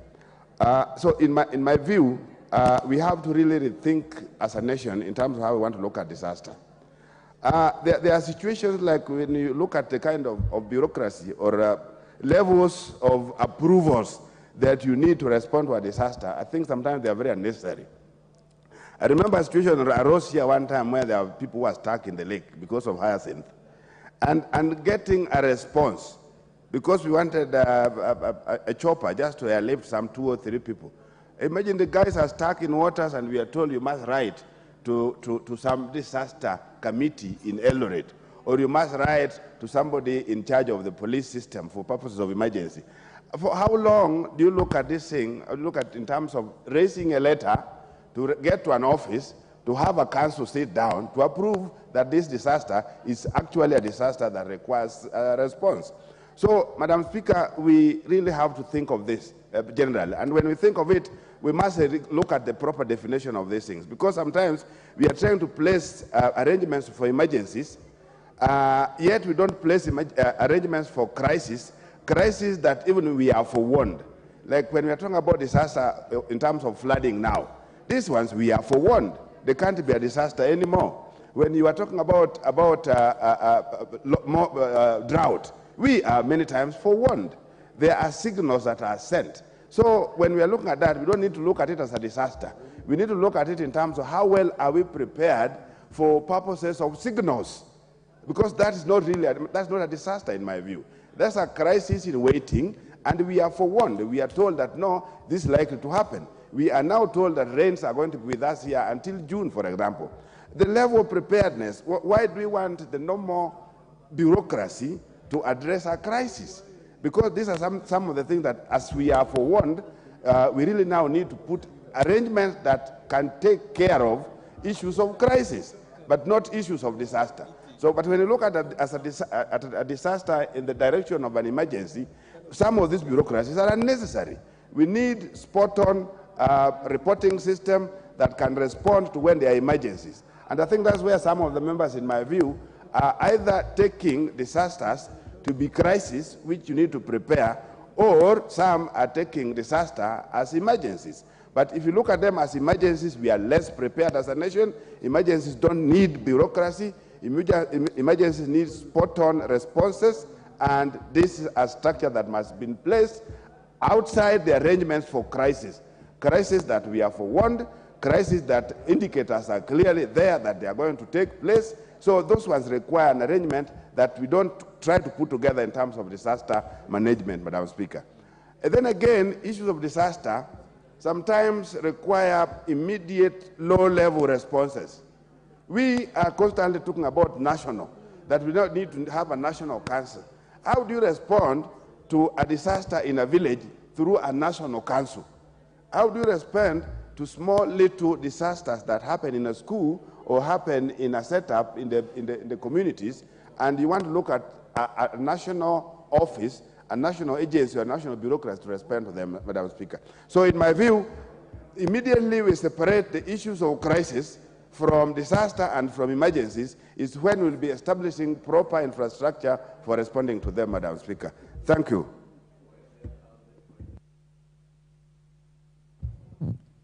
The Honorable Daniel Kirito, member for Gembe Central. Thank you, Madam Speaker, for giving me this opportunity to add my voice to this very important bill.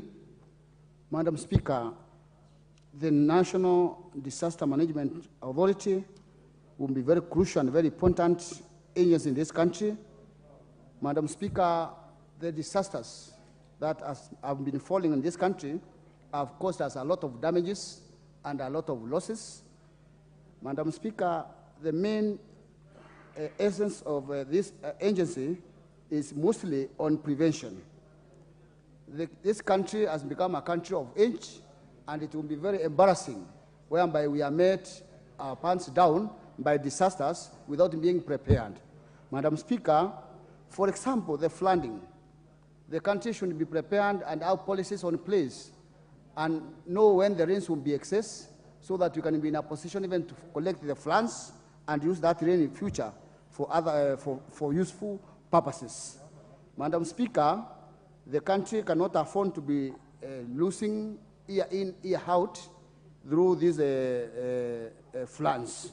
Madam Speaker, we have cases of burning of schools, burning of properties, whereby in most cases you find electricity which have been faultily placed. We should be in a position to be prepared properly to be able to avoid such unnecessary damages and losses. So if we are able to plan effectively and before these disasters come, we can save a lot of funds which are which end up being destroyed through these disasters. Madam Speaker, we have some other disasters. Even this rustling of cattle should be considered as a disaster in this country, because you find a community, a family that has used all their resources to put up a farm and put up animals. The rustlers come and steal them. That one also should be considered as a disaster, and the organization should also take care of that to know how to compensate those who will be losing their animals. So in short, Madam Speaker, I'm supporting this bill, and I think we should be prepared earlier enough so that we can be able to counter these disasters beforehand.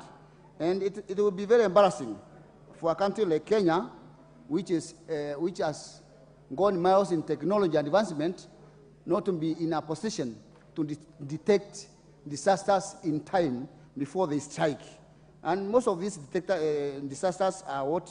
For example, the flooding and the burning of some institutions are things that should be early enough detected. The authority from the county level will be very vital, because in some counties you find they don't have even fire extinguishers, even machines to put out fire are not in place. Therefore, this agency management will be having those equipment in place so that you can fight those disasters in time before more destructions are done. We also need the post-disaster rehabilitations. There are communities that have earned all their properties lost in these disasters.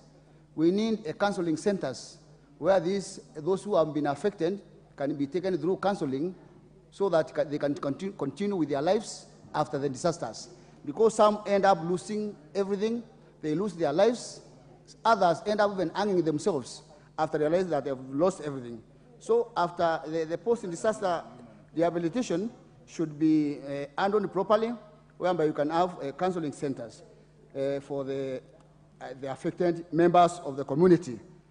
We also have the openness and the management of the resources, which will be managed by authority, by the team, and it will be very important that whatever is given to run this the disaster management, there will be openness and accountability, and that will go very far in making sure that the real targets and areas that have been affected have thoroughly been taken care of, and the affected are served. Thank you, Madam Speaker, and I support. The Honourable Member for Lungalunda, Honourable Magale. Thank you, Madam Speaker, for giving this chance to contribute on this very crucial bill. And I want to say on the onset that I support the bill because it is really touching on very crucial matter, which of course has been mishandled by the fact that always we were saying that disaster is devolved. Now, when anything happens in the counties and all over the country, then it becomes a blame game. But then more so, what makes me to be very curious about this bill is that there's a special team, which maybe it will be at the national level, but I will wish to suggest that as much as would wish to have the team, whether an authority or whatever name it will be given, but let that team be cascaded down to the counties and even to the wards, so that the response can be so quick to ensure that the affected people around the county or in the wherever they'll be getting the response very quickly and be salvaged. But again, I want to say that even the classification of disasters, like the wild animals, let me say in my area where I come from, sometimes the farmers are being affected in one way or the other. The jumbos or elephants come into their farms, destroy the farm products or the produce, and then in one night, the whole sub-county or the whole village doesn't have or it's affected by the wild animals. Then this should also be classified as also a disaster, but more to emphasize on the issue of the commonly known disasters like floods, many other disasters.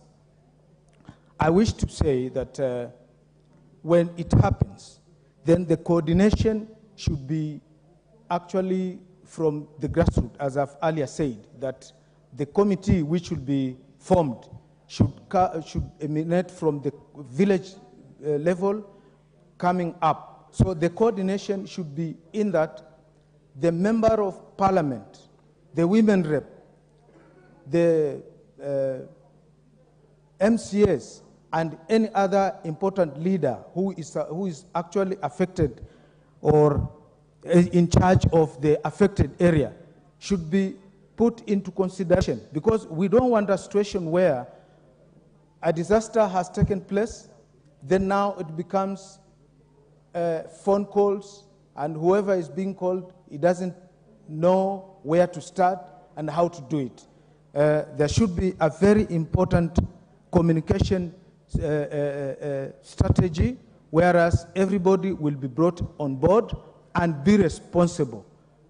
Because as we speak today, it is either the county commissioner or the governor who is supposed to take responsibility. But I wish to state here that the member of parliament in this case are always being blamed that the roads, the bridges, and all that disasters which take place, the member of parliament and the women rep, so to say, are the ones who are affected first. So as we form the authority or whatever organ which will be formed to address this issue, then I would propose that either a representative of the MP and the member of the women rep be in those committees. And I will submit and to say that I support. Thank you, Madam Speaker. The Honorable Member John Makali, member for Kandui. Thank you, Madam Speaker, for the opportunity to also weigh in on this particular bill. At the outset, Madam Speaker, I will say I actually support the bill wholeheartedly. Schedule 4 of our Constitution actually grants the power to manage and control disasters to our county governments. Equally, Schedule 5 gives the national government also powers to control issues related to disasters. So this bill, Madam Speaker, comes in at a very handy stage to provide a legal framework for the management of disasters, risks, and emergencies. But we have had floods, we have had droughts, we have had animals dying, we have had many risks in our respective constituencies and counties, but the nation and management of risks and disasters as and when they occur. So, Madam Speaker, this bill, whose object is basically to provide a legal framework for the coordination of disaster and risk management activities both at the national level and at the county level, is appropriate and is welcome at this particular stage. Of critical concern and importance in this particular bill is the creation of an authority that will be able to coordinate all these activities relating to droughts, disasters that happen and occur in our constituencies, counties, and the country at large. This authority that is created will be able to harness information, coordinate all the activities, no legal framework. So this particular bill comes in to fill a lacuna that has been existing in our laws, the absence of a legal framework. We keep on saying, Madam Speaker, information is power. If we look at Chapter 3 of this particular bill, it sets up an electronic management system that has to give information, provide information to apprehend disasters that are supposed to come, to look at past events and be able to apprehend them so that we can be able to control them. So the bill to misappropriate funds. This bill has ample provisions that criminalize misappropriation of funds that have actually been set apart for management of disasters in our respective constituencies, wards, and counties. And of critical importance, Madam Speaker, Article 6 of our Constitution critically says that the county governments and the national governments shall consult and cooperate in the delivery of services to the citizenry. This particular bill sets provisions for coordination between the national government and the county government in the management of disasters. During the Committee of the Whole House, Madam Speaker will be making some proposals to amend several provisions regarding the composition of these county committees, and the national committees will be able to deal with issues relating to disaster and risk, to include other provisions that will make this act more fulfilling its objects. Madam Speaker, I entirely support this bill and urge that we pass it. Thank you, Madam Speaker. Thank you. The Honorable Edith Nyanze, member for...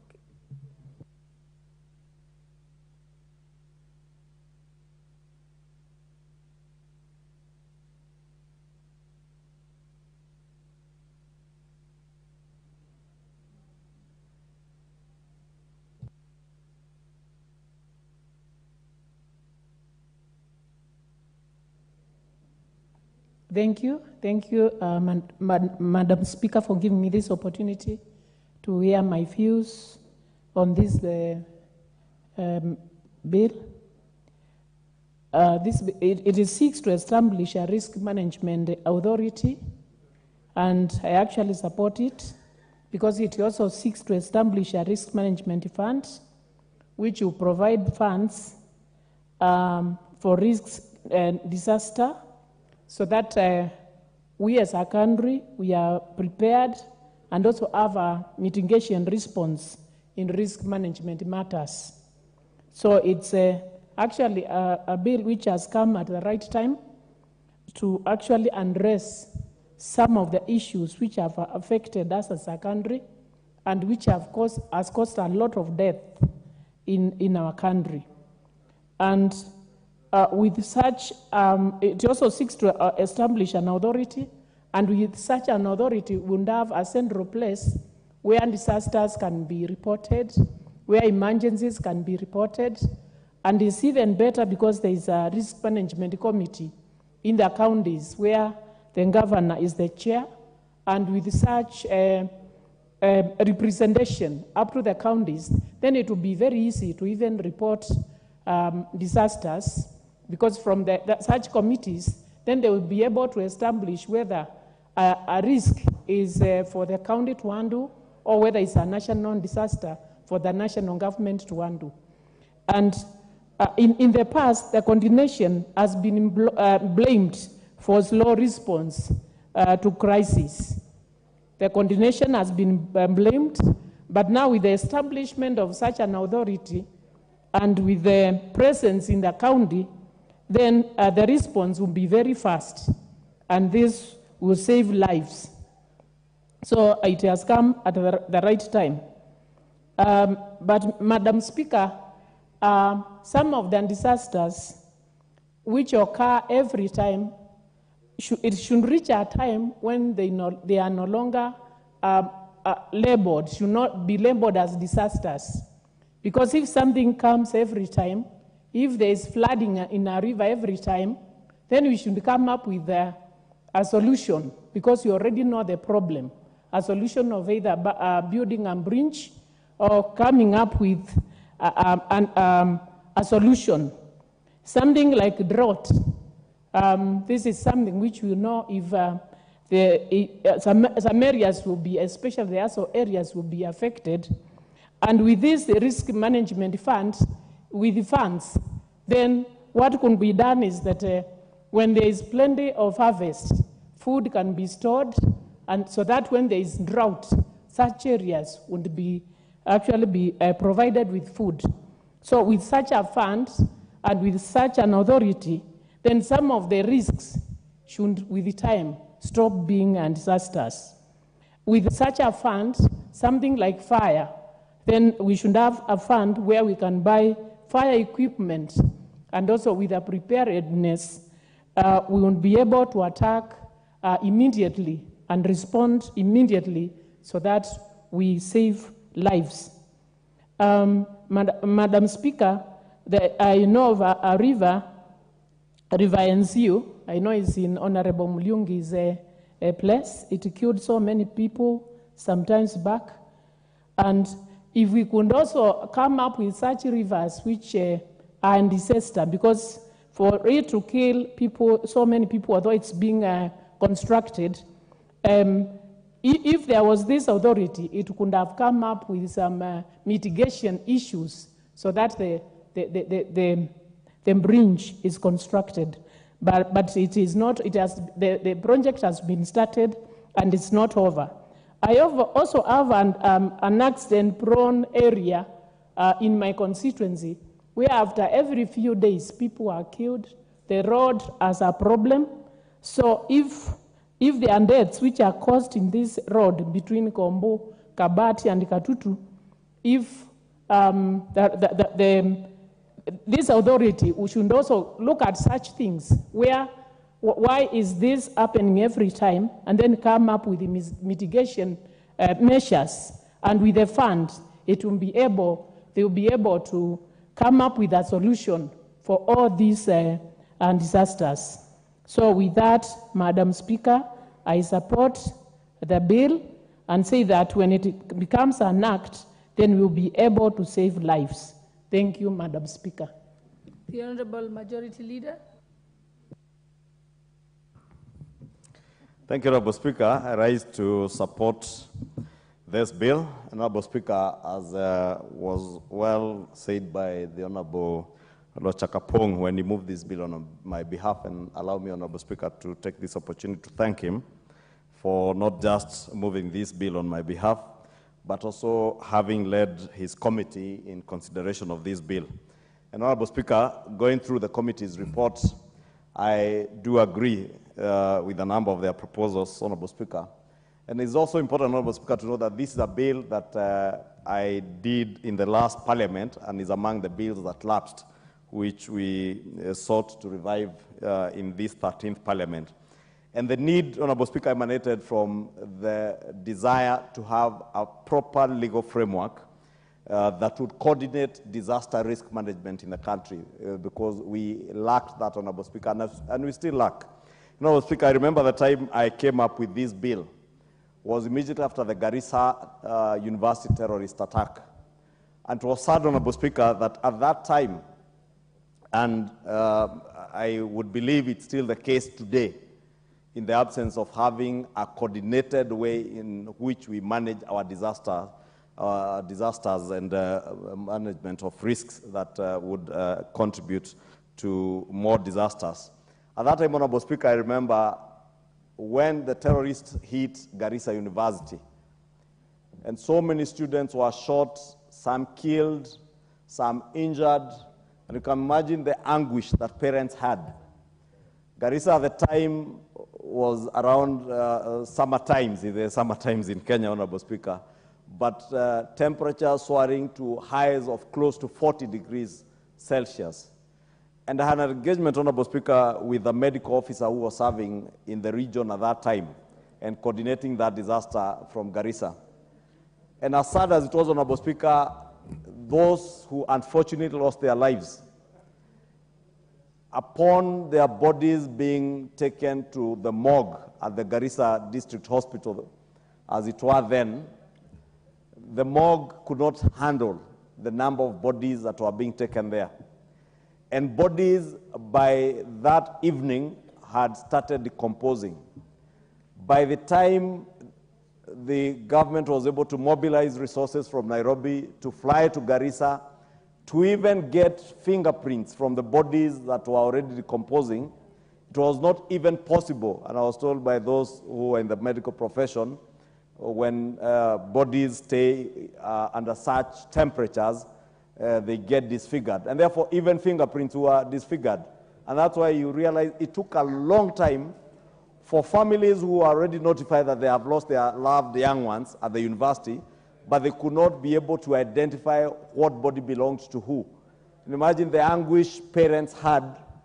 Some, I remember, were accommodated at Chiromo University, Chiromo campus of the University of Nairobi, and there were harrowing stories of parents being subjected to walk from Chiromo all the way to Nyayo Stadium every morning, going to wait for buses at the Nyayo Stadium to see if they would be able to identify those who are coming in buses from Garissa, be able to get information as to whether they have lost their loved ones. And eventually, Honorable Speaker, I remember I engaged with one parent who had traveled all the way from West Pokot, sold his 3 goats to get fare to come to Nairobi. And he exhausted the money that he had sold his 3 goats through trying to get accommodation in Nairobi, and had to walk every day when they were eventually hosted by the University of Nairobi in Chiromo. He had to walk every day for almost a week and a half before he finally identified his deceased child from Garissa University. And that motivated me, Honorable Speaker, to ask myself, what is it that we can do to ensure that if such a disaster ever struck again, there is a coordinated way in which we can handle such a disaster or others, Honorable Speaker. And from members' contributions, you can hear the anguish even ourselves as members of parliament have to go through every now and then, with simple disasters like the blowing off of roofs of our primary schools by strong winds, or floods. When floods ravage our constituencies, be it in Budalangi or somewhere in eastern Kenya, Kenyans are left suffering because there isn't a coordinated way through which government, both at the national level and at the county level, coordinates to handle disasters, Honorable Speaker. And therefore, we sought to have this bill, Honorable Speaker, to address some of these challenges, to ensure that we not only provide that legal framework for disaster risk management, but also to enhance the effectiveness and a coordinated disaster preparedness, how we prevent disasters, how we respond, mitigation and recovery from disasters, Honorable Speaker, because it is one thing to wait for disasters to happen, Honorable Speaker. We all know that for many years, Budalangi constituency has been ravaged by floods, or when River Nyado and River Nzoia break their banks, people will suffer. And you remember the famous lady of Sirikali's idea during the regime of President Mwai Kibaki. And that lady brought to the fore the suffering of the people of Budalangi from floods. And I remember government at that time moved from those calls to establish dikes and other mitigation measures, but we do not have to wait for Kenyans to cry out. We should be proactive. We should move ahead of time to see how we can not only prevent and mitigate disaster, but also ensure that Kenyans are able to recover quickly post-disasters, Honorable Speaker. And therefore, this bill seeks to address some of those issues and also to reduce disaster risks and vulnerabilities at the national and also at the county levels of government. Honorable Speaker, members are aware that every county government and even the national government has funds that are usually set aside for unforeseen emergencies. And these contingency funds, Honorable Speaker, are never utilized for the right purposes, and you find that a disaster hits a county, and the county government of that particular county has no resources. Yet in their budgets, they had budgeted for a contingency fund for such eventualities and emergencies. By the time the disaster hits them, they are ill prepared, and are always calling on the national government to come to their rescue. And therefore, we want to have a coordinated process so that we know how do we establish that each of our county governments are budgeting and providing funds for disaster mitigation and disaster management. How do we also ensure, as members of parliament who are in charge of budget making, that the contingency monies that are set aside to deal with disaster management are indeed appropriated for that particular purpose, Honorable Speaker, and also coordinate so that when it is a county-level disaster or a disaster that is restricted within a particular county, the county can first utilize their resources before they go out to look for help. Honorable Speaker, also we have measures to know through a disaster management authority, Honorable Speaker, how can we even coordinate the mobilization of resources? Honorable Speaker, look at the COVID pandemic. We had, as a country, we had to set up an ad hoc committee, look for people in the private sector, in the corporate world, a few public officers, to form an ad hoc committee to mobilize resources to even be able to look for gloves and masks that were required to prevent loss of life, Honorable Speaker, and further spread of that disaster of COVID-19. Honorable Speaker, all these things have served to remind us as a country that we are always ill-prepared and we are caught flat-footed when disasters strike. And it is high time that we prepare in a way that we'll be able to enhance our own resilience to the impacts of disasters and other risks, and also issues that touch on climate change, Honorable Speaker. We are now in the discussions of climate change and, Honorable Speaker, how we mitigate issues to do with climate change. With the changing climate, Honorable Speaker, floods, hurricanes, Honorable Speaker, will become very common things. Honorable Speaker, if we don't take deliberate measures for reforestation, soil erosion, landslides will be so common, Honorable Speaker, and unless we have a system where there is somebody checking on what we are doing, both at the national level, at the county and local levels, Honorable Speaker, to ensure that even as we deal with climate change mitigation measures, we're also looking at the effects of that, the changes in our climate in matters touching on floods, as I said, soil erosion, washing away all the good soils and the nutrients that our crops need, Honorable Speaker, exposing us to other disasters such as hunger and droughts, Honorable Speaker. Landslides in those areas where they are prone to landslides, like in Murang'a County and other areas where like Elgeyo Marakwet, Honorable Speaker, and West Pokot. You remember the disaster that struck us about 2 or 3 years ago. And I remember then, Honorable Speaker, when that disaster struck in West Pokot, even the minister who was in charge of the interior, the minister who was in charge of the small disaster unit that is hosted by the Ministry of Interior. I can't remember the name of that small unit because there are small units within the Ministry of Interior that deals with disasters. The minister in charge then, the Honorable former CS Fred Matiang'i, told the country unashamedly, Honorable Speaker, that he could not access the disaster area because of the weather at that time, flying a military helicopter. But the then Deputy President, with a small civilian helicopter, was able to access that place, Honorable Speaker. And that also speaks to the disdain and contempt that some of our public officers had with Kenyan people, that you do not relate to the suffering of the people when disasters strike. It took the then Deputy President, who is now serving as our President, flying a private chopper and even mobilizing private resources from Kenyans to be able to help the people of West Pokot then.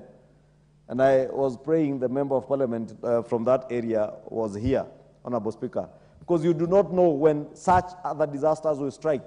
But we do not want to find ourselves in a situation where our current Minister for Interior will claim that because of weather, when he has choppers that have navigation equipment, he could not access a certain place because there is no proper framework as to how you respond to such disasters. And we want to find ourselves well prepared, Honorable Speaker. Honorable Speaker, I do agree with the committee's report that indeed, on hindsight, there are certain changes that we can make to this bill, and I agree with them on the deletion of some of the clauses, like clause 5, 6, and 7, that touch on the establishment of an intergovernmental council that will comprise 10 members. And I want to thank the committee and the chair, Honorable Chakapong, and say I do agree with them, and we will support the amendments that they have proposed during committee of the whole. Honorable Speaker, with those many remarks, I beg to support, as I also thank the many members who have spoken in support of this bill.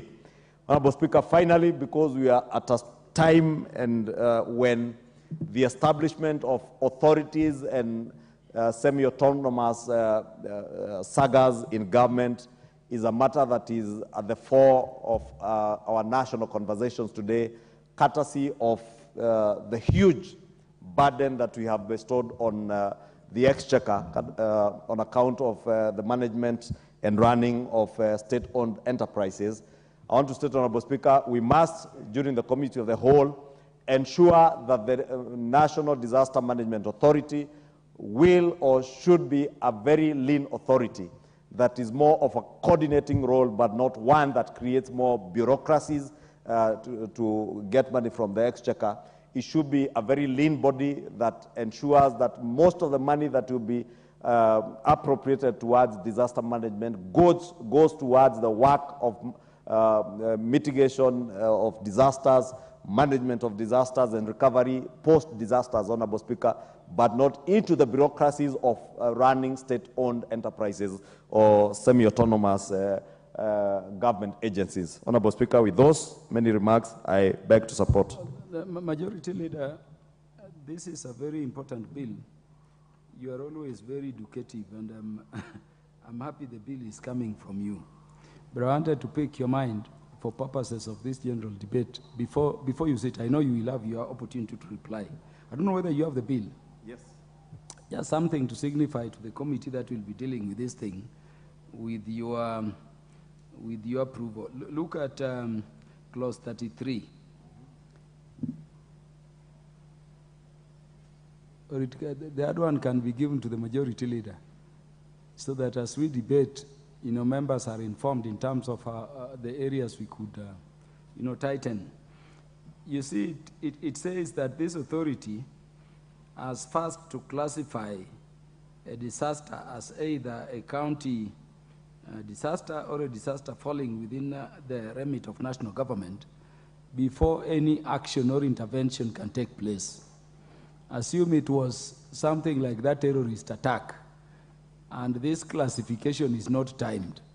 Or even the terrorist attack we had at the embassy of the United States here. How do you see this, working? And at this sub clause, you're saying until a disaster is classified by the authority, it shall be deemed to be a county disaster. It's true, Honorable Speaker, that whenever a disaster occurs or threatens, I don't know how it will threaten, to occur, the authority shall determine whether the event is a disaster under this act, and if so, immediately assess the magnitude and severity or potential magnitude and severity of the disaster, then classify the disaster as a county disaster or national disaster, and see record the prescribed. Honorable Speaker, I think these are some of the issues, Honorable Speaker, on hindsight. I say we, together with the committee, will be looking at possible amendments so that it is clear that the authority is to determine, when a disaster occurs or when it threatens to occur, for instance, when it is raining and trees are falling off the hilly parts of Muranga or Elgeyo Marakwet or West Pokot, and there is a threat that there is likely to be a landslide. Then the authority, we cannot wait for the authority to determine whether that disaster will be localized in that area or whether national government should intervene, because it's quite clear that a disaster is likely to occur or one has already occurred. They should be able to move with speed and be able to determine the magnitude. And I think we'll do some cleanup in this particular section to make it clear. So that, again, we are not bogged down, as I was saying earlier, by bureaucracies also that we also create in law. Yeah, thank you very much. And I think In that endeavor, the committee should also look at, even the definition of disaster is too broad. Anything that causes death, injury, or disease, damages property, infrastructure, or environment, significant disruption of life to a community is a disaster. You may end up in a situation where everything is a disaster waiting for national government intervention. And as we do that, we also look at the fourth schedule in terms of the kind of disaster the counties can give them so that we delineate them. The Honorable Dr. James Nyikal, the MP for Seme. Honorable Millie, what is out of order?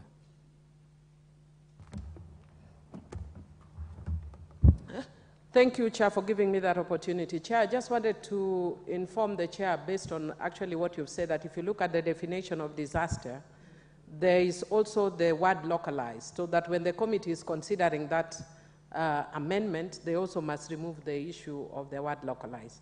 And they also need to look at it in tandem with the Victim Protection Act that looks at victimization that have to do with the criminalization in nature, including terrorism. The Honorable Millie Odhiambo, do you want to contribute?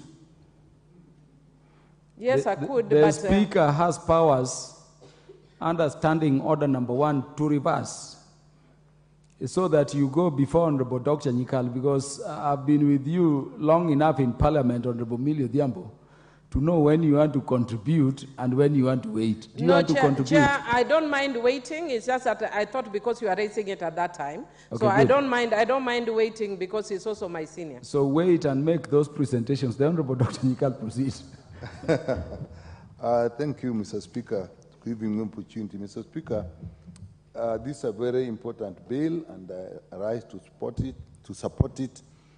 And, Mr. Speaker, the objective of this is to actually get a legal framework for coordination. And, Mr. Speaker, emergencies on the disasters normally have an emergency element. So most disasters will have an emergency element. And if there's an emergency element, there is need for preparedness, and these are things that actually have to be done before. And then you have to get government systems that work through structures. So I support this bill because if you have to have an emergency response, you need to have pre-planned, and you need to work through government structures that sometimes are actually obstructive. Then you need a legal framework for coordination.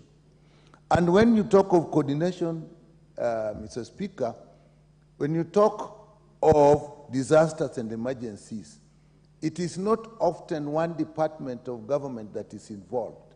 It will actually involve many. It will involve security. It may involve the transport system. It will involve the health system, and all these will be various departments that are doing various things. But in a disaster, they have to come together to deliver. So I support that this bill tries to address that. It is even more important for us that we are working in a devolved system, where apart from just having departments, you also have 2 levels of government, and therefore you have to say who is going to manage a disaster. And because of the emergency nature, there is sometimes no time for that decision to be done. Therefore, getting structures is important, and that, Mr. Speaker, is why I actually support this. It gives us those structures. And if you're dealing with risk, then it's not only taking action, but actually looking at prevention. Every disaster, we must find out why it happened, is it likely to happen again, and put in place preventive measures. This bill actually talks of classification of risk, and I think you have raised the issue of clause 33. But we should look at it more of classifying the risk than waiting to classify the disaster itself, because by that time it is extremely late, and therefore we are talking of risk management. So we must then classify the risk. If we have a history, and it also talks about information, we have an information, we have a risk. What we talk of Budalangi, we talk of Nyando. When the rains are coming, we know that these areas are likely to have that. And therefore, what risk do you put in place? And even what classification? And if you have a classification, Mr. Speaker, then you can use algorithms. You can't wait until it happens, then now say, okay, this one is there. You say, if this one happens, this is what needs to be done. That is how you actually manage emergencies. You don't wait. You have algorithms, and with those algorithms, you also put up SOPs, how you respond, yeah, so that you know with this is what you do, and this is what is be done. And then if you have structures, that also will tell you who should do it. And therefore, Mr. Speaker, I support the Intergovernmental Council of Disaster Risk Management. We must really look at the word risk more than just disaster. If we start thinking of what they will act when the disaster has occurred, we're missing the point. So it is the risk, the risk then is between the council, the intergovernmental. But Mr. Speaker, in our devolved system, we have had a problem. We have a body called the Intergovernmental Relations Technical Committee. You are a lawyer. But you know that we also created something called the Secretariat of the Council of Governors. Those two things, actually, one is illegal and the other one isn't working. So even if we form these intergovernmental structures, we must be willing to actually get those structures to work. Otherwise, there will be points of argument. We then create an authority, and what I like about this authority, when you have a risk, if you have assessed your risk, then it must come in pre-planning, and if you are going to have pre-planning, you must have a budget. The worst thing is when you wait until you have a disaster, and then now you are starting to look for funds.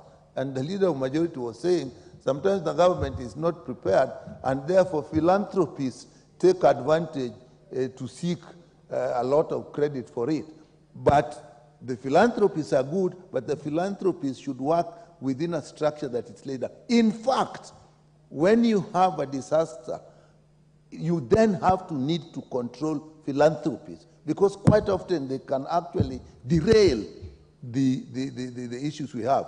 In 2007, when we had IDPs, we had to go in and control the philanthropies that were coming within the structures that are put in place. If you work here, this is what you do. You come with your food, this is what you do. We come with your medicines, this is where you put it. Otherwise, they seem to take over. So I like the council that are put in place. I like the authority, but the authority I like because they're pre-planning and the budgeting so that there's a framework. Even those who are giving you funds, sometimes it is better for them to just give you funds and work through a structure than actually to have one person coming with a load of food, the other coming with a load of medicine. Nobody has checked whether these medicines are registered in the country. Nobody knows whether the food is expired. And now people are just running around helter-skelter. So that those authorities will do that. Then we have the county disaster risk management committees. Again, if we can have all these structures, but if we don't have the standard operating procedures which are within these committees and risks that have been identified and set so that you do this and this, these committees will not work.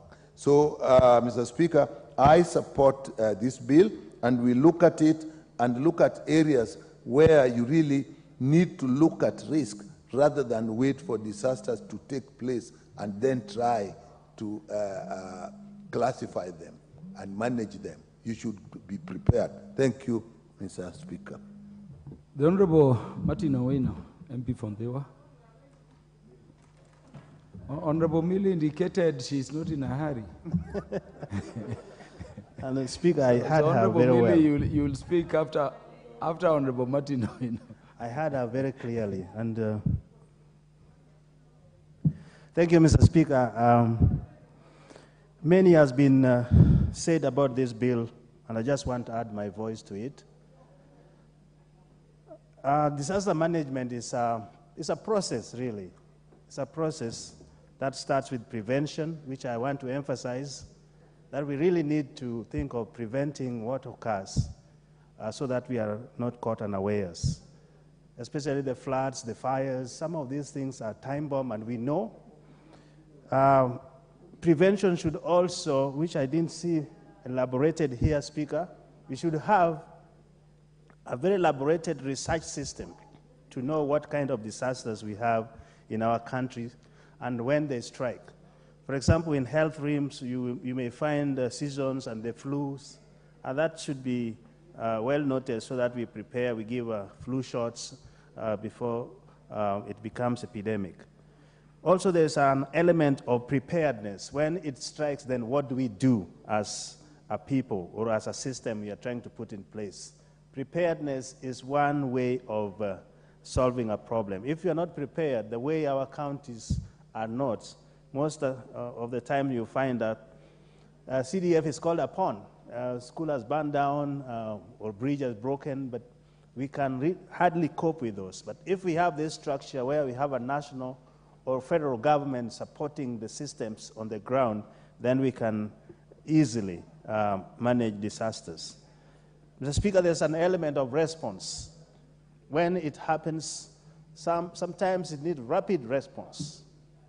And sometimes what you just mentioned caught me. When the disaster is classified as county, and it is more than a county, then what do? That will cause a delay. And when you delay in response, then you have a loss of lives and even more disabilities. So I think I do support what Nikal says. We rather classify the risks more than classifying the disaster, because there's no time for classification when disaster strikes anyway.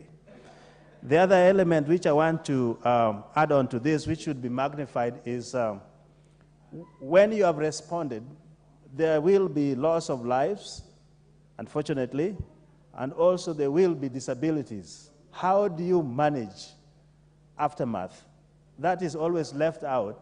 For example, if properties are stricken, you may have people homeless. Do you have shelters where they can go? Those should be factored in, and the committees should consider about that. So the nature, the extent, and the severity and occurrences, all these packed together in a research portfolio should inform us as a country, so that when disaster is about to or is almost, we can know and proactively respond to it. But I think this is a good bill, and I thank the authors. I don't want to say much because I know Millie is almost on half it, and I have exhausted my point. So I yield my time to Millie if that exists. Thank you, Mr. Speaker.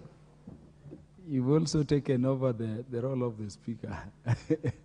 I can assure you the Honorable Millie Grace Odhiambo, MP for Suba North, should have the mic to make her contributions.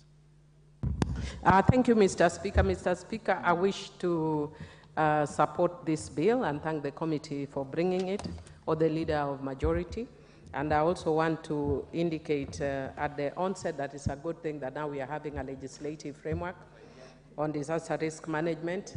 Indeed, I'm actually glad that it's clarified, because I remember very clearly we had this bill in the last parliament, but I do notice that it had lapsed. Mr. Speaker, because most people have spoken a lot to the issue of disaster risk management, I just wanted to talk about some of the issues that I've seen that are thorny in the bill. One of them, which I was actually intervening because I didn't know that I would have the time, is on the issue of definition of disaster, that because they have included the word local, it actually limits, because then a disaster can happen that is beyond local.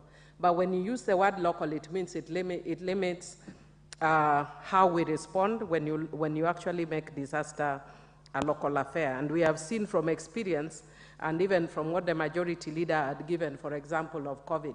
Do you classify COVID as a local issue or is it a national issue?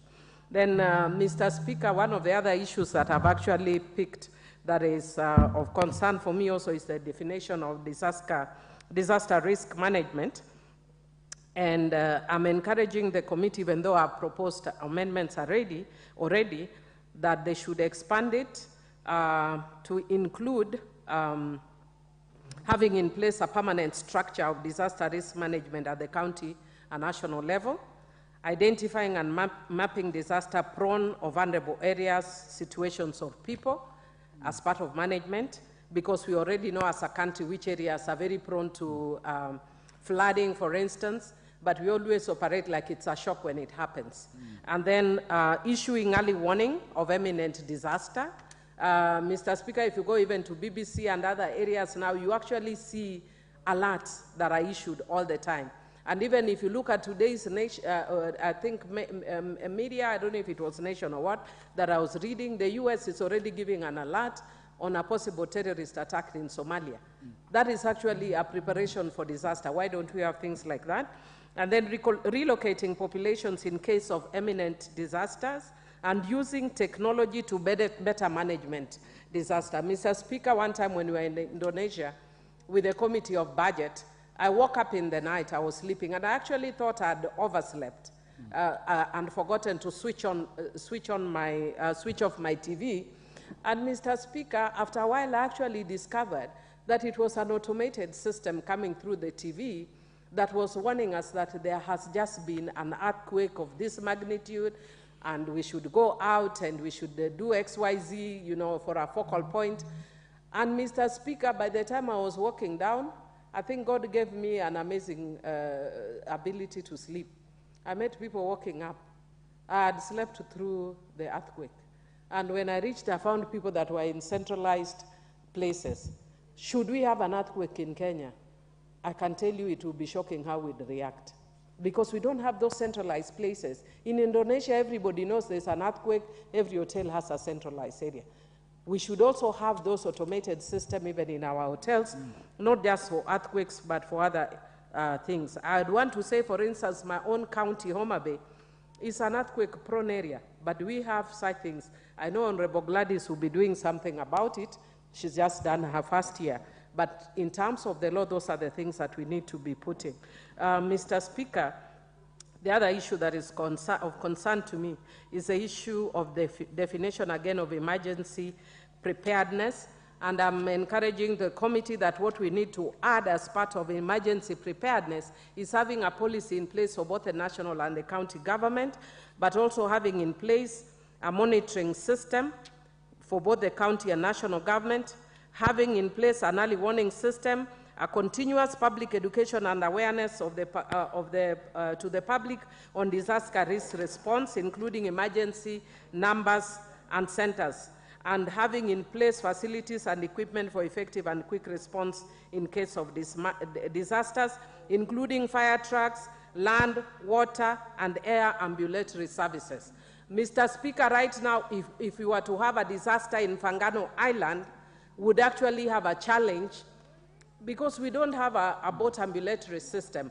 I know we've raised it with our governor and she said she will bring it, but I'm not just saying it in relation to Homa Bay County. What about other areas that are, covered by water? If there's an emergency or a disaster, how do you respond quickly? And because now the systems that we have there are mainly private. And even for us to mobilize them, you might find the ferry is in Kisumu or wherever, and they are slow. If you are dealing with disasters, you need quick response. So for me, those are some of the issues that I'd want. Again, in clause 4, one of the guiding principles should be protecting vulnerable groups, including women, children, persons with disabilities, and the elderly in cases of disasters.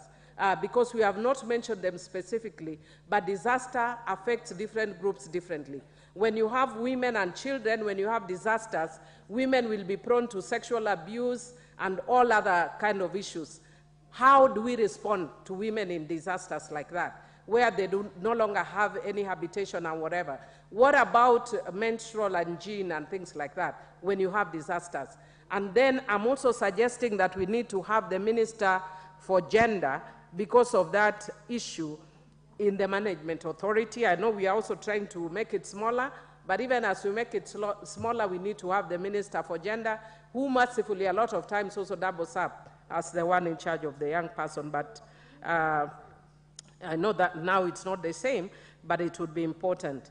And then, Chair, on the issue of governance, it's an issue that I've been speaking to a lot on this floor, but I will re-emphasize it. Chair, we have this tendency that you find one Kenyan in 2 boards, or in serving a government office, but also in a board. When there are many Kenyans who don't have anything, why don't they also serve in those boards? Or we have one person that have exceptional intellectual capacities.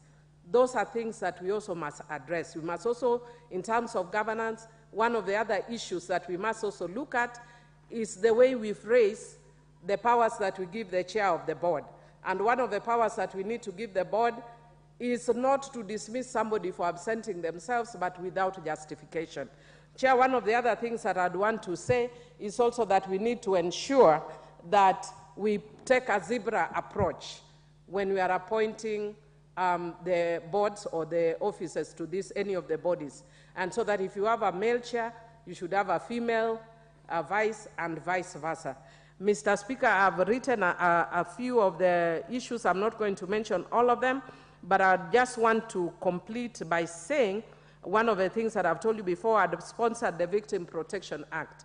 And one of the clauses in the Victim Protection Act is the issue of victimization, mass victimization arising from a crime.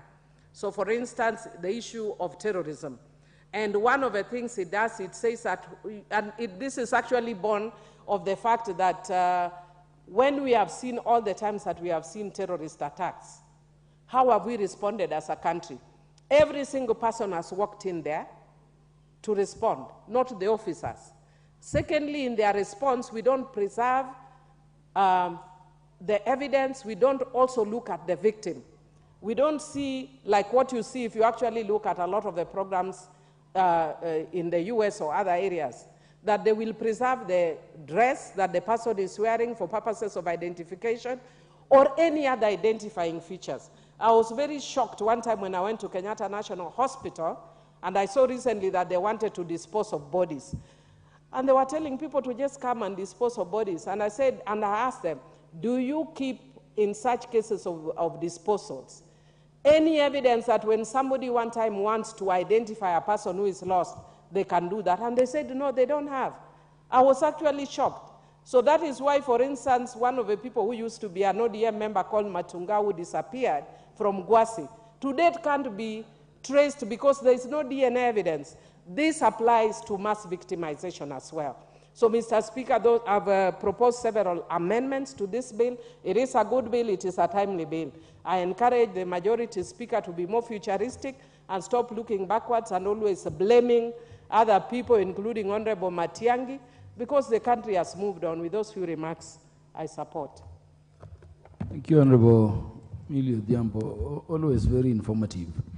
The Honorable Dr. Suzanne Kiamba, the MP for Makueni.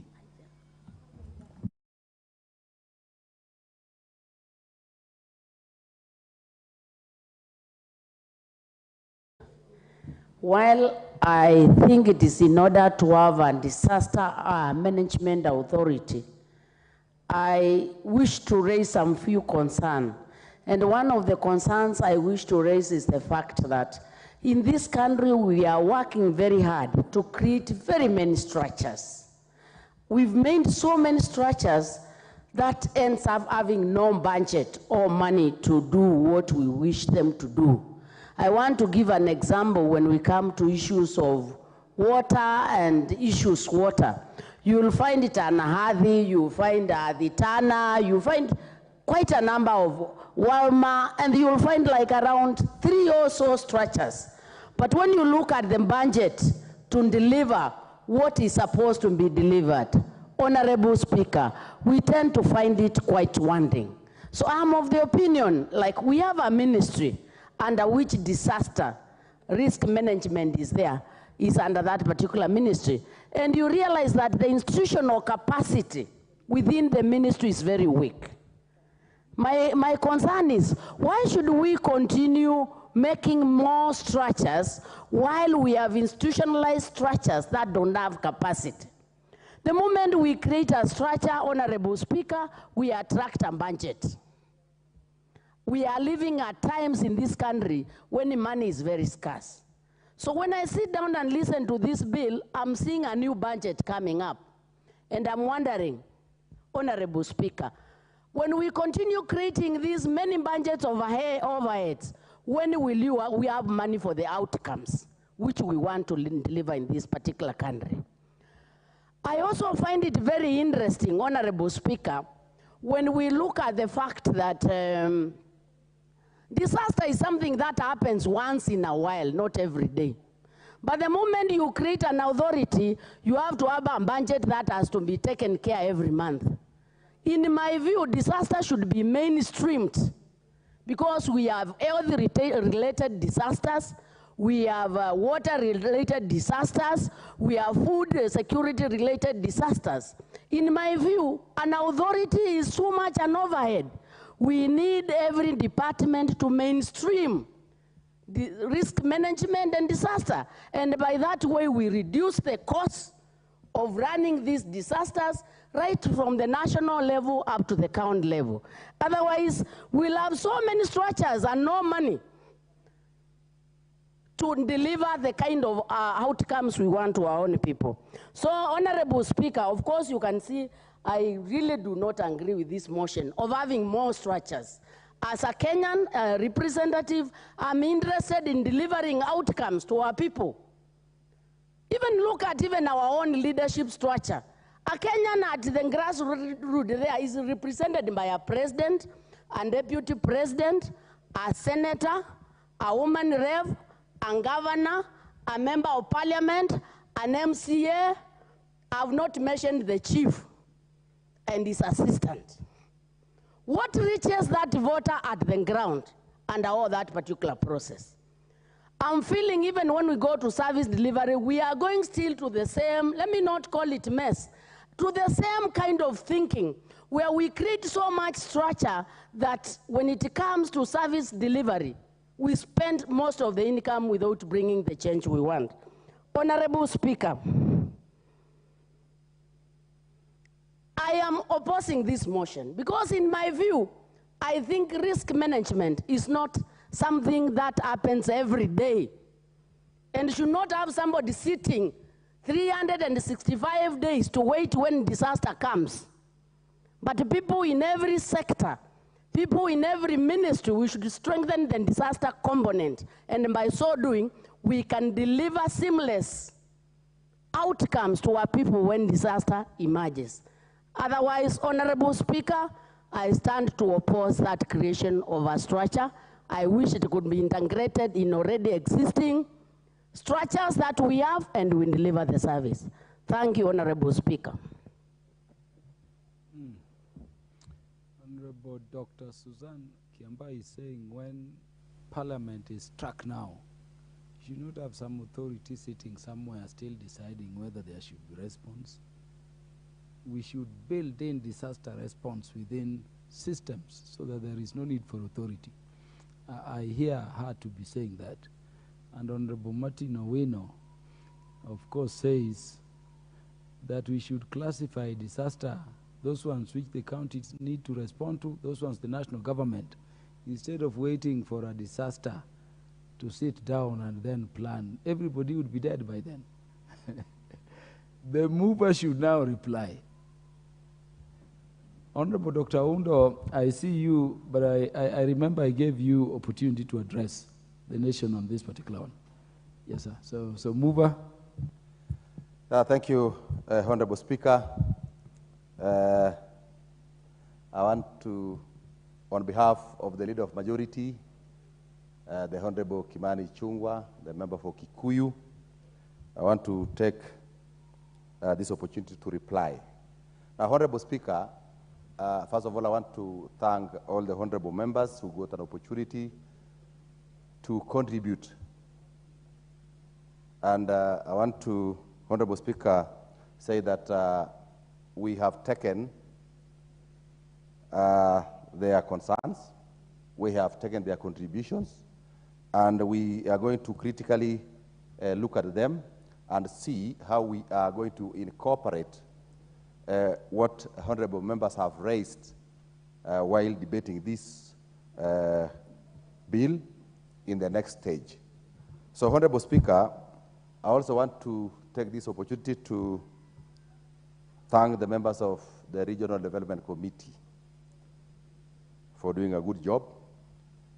But, Honorable Speaker, equally I want to say that, of course, wherever they are, they have also seen the concerns of honorable members, having gone through the report, having gone through the bill, and they have also made proposals. Honorable Speaker, I think I have seen members talk about the definitions that we need to recheck. I've also heard that from you, the Honorable Speaker, we have to relook at Clause 33 and many other proposals that members have given. As a committee, we also proposed amendments to this bill, which of course we're going to bring in the next stage of this bill. So, Honorable Speaker, together with what honorable members have proposed, we are going to look at it again, and then come back here and we agree as a House on how we are going to move forward. However, Honorable Speaker, you have seen that the majority of members have supported this bill. And from their contributions, this bill would not have come at a better time than now. So I want to sincerely commend them and thank them for their support. And of course, whatever they have again raised as a way of we need to relook at, I think is welcomed. Now, Honorable Speaker, disasters have been managed from various quarters in this country. Like, for example, when we had a landslide in the West Pokot the other time, that was my constituency, Sigor, part of Pokot South, and some other regions of this country. Responding was by the Kenya Defense Forces, mainly. And in certain instances, it was even very difficult for agencies and even well-wishers to access the areas that had landslides. So it was really very, very difficult. And I think now, by coming out with this bill, which, Honorable Speaker, now seems to provide a legal framework so that we have coordination of disaster risk management, because as it is now, it is done through the KDF. There is a disaster operations center at the Ministry of Interior. We have agencies like the Red Cross and others. So it's important that we have a framework, a legal framework, so that all these actors involved in disaster risk management and disaster risk management get coordinated and even take stock of even the actors in disaster risk management. So we have even proposed in this bill that we are going to have a register of all the actors and players who are going to do something about disaster. Honorable Speaker, the fourth schedule to the Constitution provides that disaster management is a shared function between the two levels of government in this country. That is the national government and the county government. That is why, Honorable Speaker, we have here proposed a National Disaster Risk Management Authority, and at the county, we have a disaster, county disaster committee that will be headed by somebody who will be competitively recruited. And in that way, I think we are going to have a situation where the two levels of government coordinate and work together to address cases of disaster. Honorable Speaker, you know, the people in the counties are Kenyans. So we don't have people of the national government and people of county government. So whenever a disaster occurs, it affects Kenyans. And if this bill is going to help in terms of reaction time